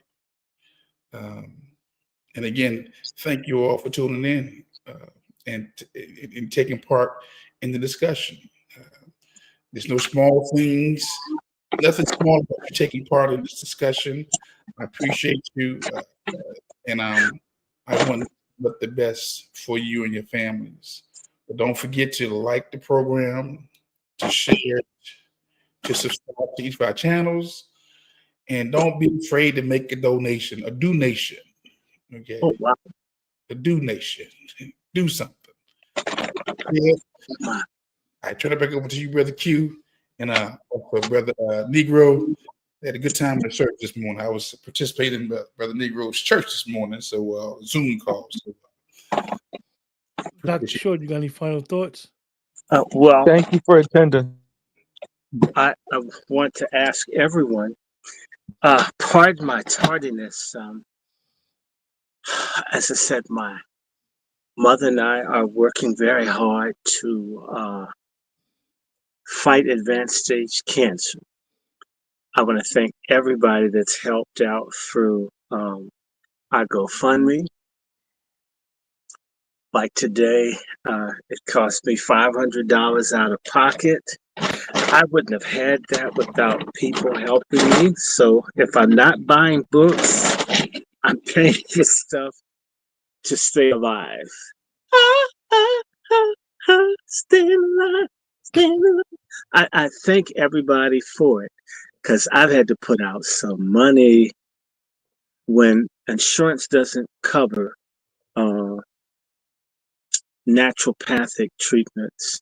And my mother adamantly does not want to do chemo again. And like on a pain of death, so I'm working very hard to try to figure out how we can find. So now we've got 2 naturopathic doctors we're consulting with. And I believe that we're going to figure out what to do. So I thank everyone and the Angry Black Men's Book Club and Salt Ministry for helping. And I mean that. It was like, it's an order. Our medical system, part of the problem is it's rigged against certain folks. I think I showed you the book by the guy who's talking about in order to get rid of Black people, make the medical system no good. I had that book. And there's a reason I just went to pick up other books and because I want to do some reading. But I thank all of you for your help. Paying $500 bill would hurt typically. It didn't hurt that much because people were so kind to my mother and I. And I thank you. The only real asset I have other than God is I have a living mother at my age of 60. And I'd love to see my mother live to be 90. They'll turn 83 this year. I'd love to see my mother make 100. And I do. I look forward to talking to you about health stuff. There's some things that we're doing, people are meeting. And again, I want to say to you, these Boulee people are just the worst of the worst. And a lot of the people at the bottom that don't know, it's sort of like being a brown shirt. You don't know Hitler's doing a final solution, but you're a part of it. Black folks need to have some morality. You can't just be involved in something because it halfway appeals to you, and yet you don't bother to know what it's about. You say white people don't take you seriously, but yet we don't take ourselves seriously to investigate and find out what things are really about. That's everything. Like I meet really goofy people that go from Christianity to Islam. I don't think they really knew what Christianity was. And then when you ask them something about Islam, they get defensive. My thing is, wait a minute. You just trashed what I think. And yet I asked you a question. When was the Kaaba built and who built it? And you want to fight. I mean, you don't seem like you're in command, right? You asked me, what was God's name before Allah? Since you said there's no such thing as God, there's no such thing as God. And people get all mad. And we jump into things because of emotion. And particularly, say we have a lot of pussy mouth, bitch type black men. It's because you don't have fathers in your lives, whatever. You are very emotional and hormonal. And that's one of the reasons we have Pat Talk. It's not just that we have asshole feminists who happen to have pussy. I don't know how good it is, but they have one. But then you have these weak, emotional black men, a lot of them. And I'm not saying physically weak. They may be very strong, but they're so weak, they need to belong to something like an organization where they have a brand on their buttocks or the prepuce of their penis or on their shoulder and all the stupid stuff. And yes, big bro. And I'm going to just say this. People need love, fellowship, and harmony. I certainly do. However, abuse and neglect, whether it's a man with a woman, or it's a man among men, or boys among boys, or girls among girls, or women among women, conditional acceptance isn't acceptance at all. You don't have anything. You don't have anything if you need someone to beat on, spit on, scream at you. That, in fact, that's what was done in buck breaking. So in reality, the Boulee Black Creek led organizations are nothing but black run buck breaking and winch breaking organizations. And if you're part of it, you're continuing slavery. You're an enemy to God and a traitor to your people. Now, I want to say to everyone that's here right now, I've got about, what is it? I've got 90 people watching. I am very, very interested in doing some reading. I had not done a couple of other days. I just had stuff. Again, it's a trip when you got a sick family member. It just throws everything off, and you just have to deal with it as it comes up. But if you like, let me let you know if you guys want me to do some reading. I got, and I thank people for being so kind because I had some help with my medical bills. I got this book, and this is really good chapter. And even though it's Women's History Month, there's a really good chapter in this book. It's called Sexuality and Slavery. Sexuality and Slavery, y'all. And there's some really good chapters in there. I want to get this one. Sexual abuse of black men under American slavery. I would like to read that. In fact, maybe I should read that for a Pat Talk. What you say, bro? Mm.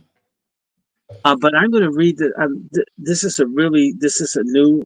I got the paperback. The only hardback I could find was $100. Y'all have no idea when these specialty books come out, they're never cheap. I'm trying to get a book called The Negro in Chicago, where they're talking about the fact that black people need to be wiped out. And this was a government funded study. It's 102 years old. I'm hoping I only have to pay $80 to get the book. But I want to show you an original copy of the books and I read it. I'm not picking, I'm not hating nobody. I'm reading what some bastard wrote as part of a study funded by the government. And I thought that would make sense. And of course, I got my Harriet Jacobs book. And I was thinking to just deal with this because part of this Boulee thing has a lot to do with sexuality and slavery. And they were her prop, and maybe I read a little bit more. I read the intro to this. And Harriet Jacobs, she was hazed. The first Boulee were the white slave masters. Y'all get me?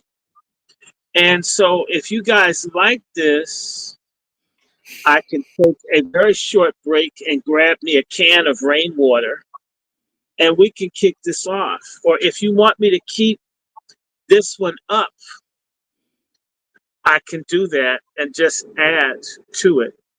What are you guys saying? Are y'all in the mood for maybe an hour or so of reading, or are you guys bored? And I could do another one. I could just put another stream up. What are you guys thinking? And by the way, I'm Dr. Randy Short of the Angry Black Men's Book Club. I'm also with Salt Ministry when I'm not using foul language. People hate me even more when I talk about God and holiness. I guess I can't make people happy. If I'm talking street, they get mad. I talk about Jesus, they get mad. And if you want to support anything that I'm doing, my GoFundMe, I don't know. I can send you a link to it, but you can find me. My Cash App is $ Dr. Randy Short. My Venmo is Dr. Randy Short. My Patreon is Dr. Randy Short. DRRANDYSHORT. So it's $DRRANDYSHORT for Cash App. It's DRRANDYSHORT for Patreon. It's DRRANDYSHORT for Venmo. I'm WRandyShort at gmail.com for Zelle and PayPal, which is also my personal email. If you want to write or ask to get book questions, whatever, feel free to write. No booty calls and things like that. I mean, I'll just block it.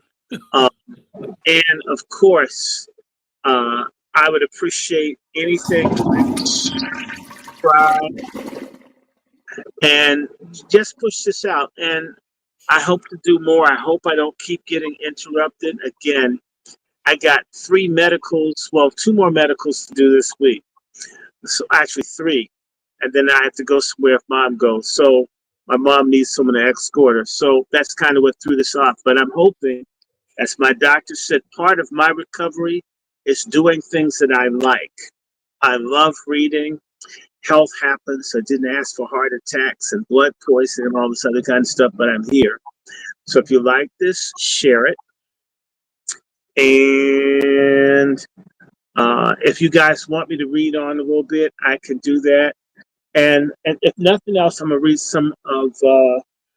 I should read this thing on this men getting raped. Which one should I do? So I want to thank the Pat Talk. I'm going to thank Brother Q and everybody for their patience, for their love. Brother Negro for always helping out. I mean, even when he's a struggling, starving student, he'd be sending me like rat cheese and shit to keep me alive. I thank him. I thank Brother Juan for all the support. Thank Brother Q for all the support. And the Angry Black Men's Book Club is about to progress. So you guys can sign the hell off and we can have some fun. You guys ready to like raise some sand? And don't. Yo, you guys in the chat, appreciate you guys.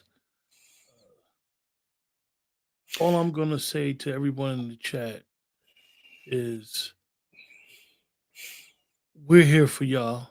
We're having a conversation with y'all. We're not talking to y'all. We're talking with you. Though it was only 4 of us tonight, Chef C was here. Chef C was in and out. Unfortunately, the broadcast got a little janky, but we're here. And when we talk about the Boulee and their influence on what we call Black culture, Black American culture, speaking about how they gatekeep the culture, speak about how their ineptability and their want to be attached to whiteness so much is why we haven't progressed. That part. And we need to understand for the brothers that's on this panel and everyone in the chat, everyone that's going to probably listen to the rebroadcast, hopefully a lot of us listen to it and understand it, that even though what I'm about to say is coming out of my mouth, my ears is closer to my mouth than anybody's. When someone hates you, treat them like an enemy. When someone hates you, treat them like an enemy. With that, conclude another episode of Pat Talk. Remember, the best way to support our channels, like, share, subscribe. You can donate to us. We all got cash apps. If you need to reach out to any one of us, we all got emails as well. You can find the emails on the top of the channels. With that, you guys have a great week, and we'll see you guys soon. Hopefully, by Thursday, we'll be doing Pat Talk episode 61. With that, you guys take care. Have a great week.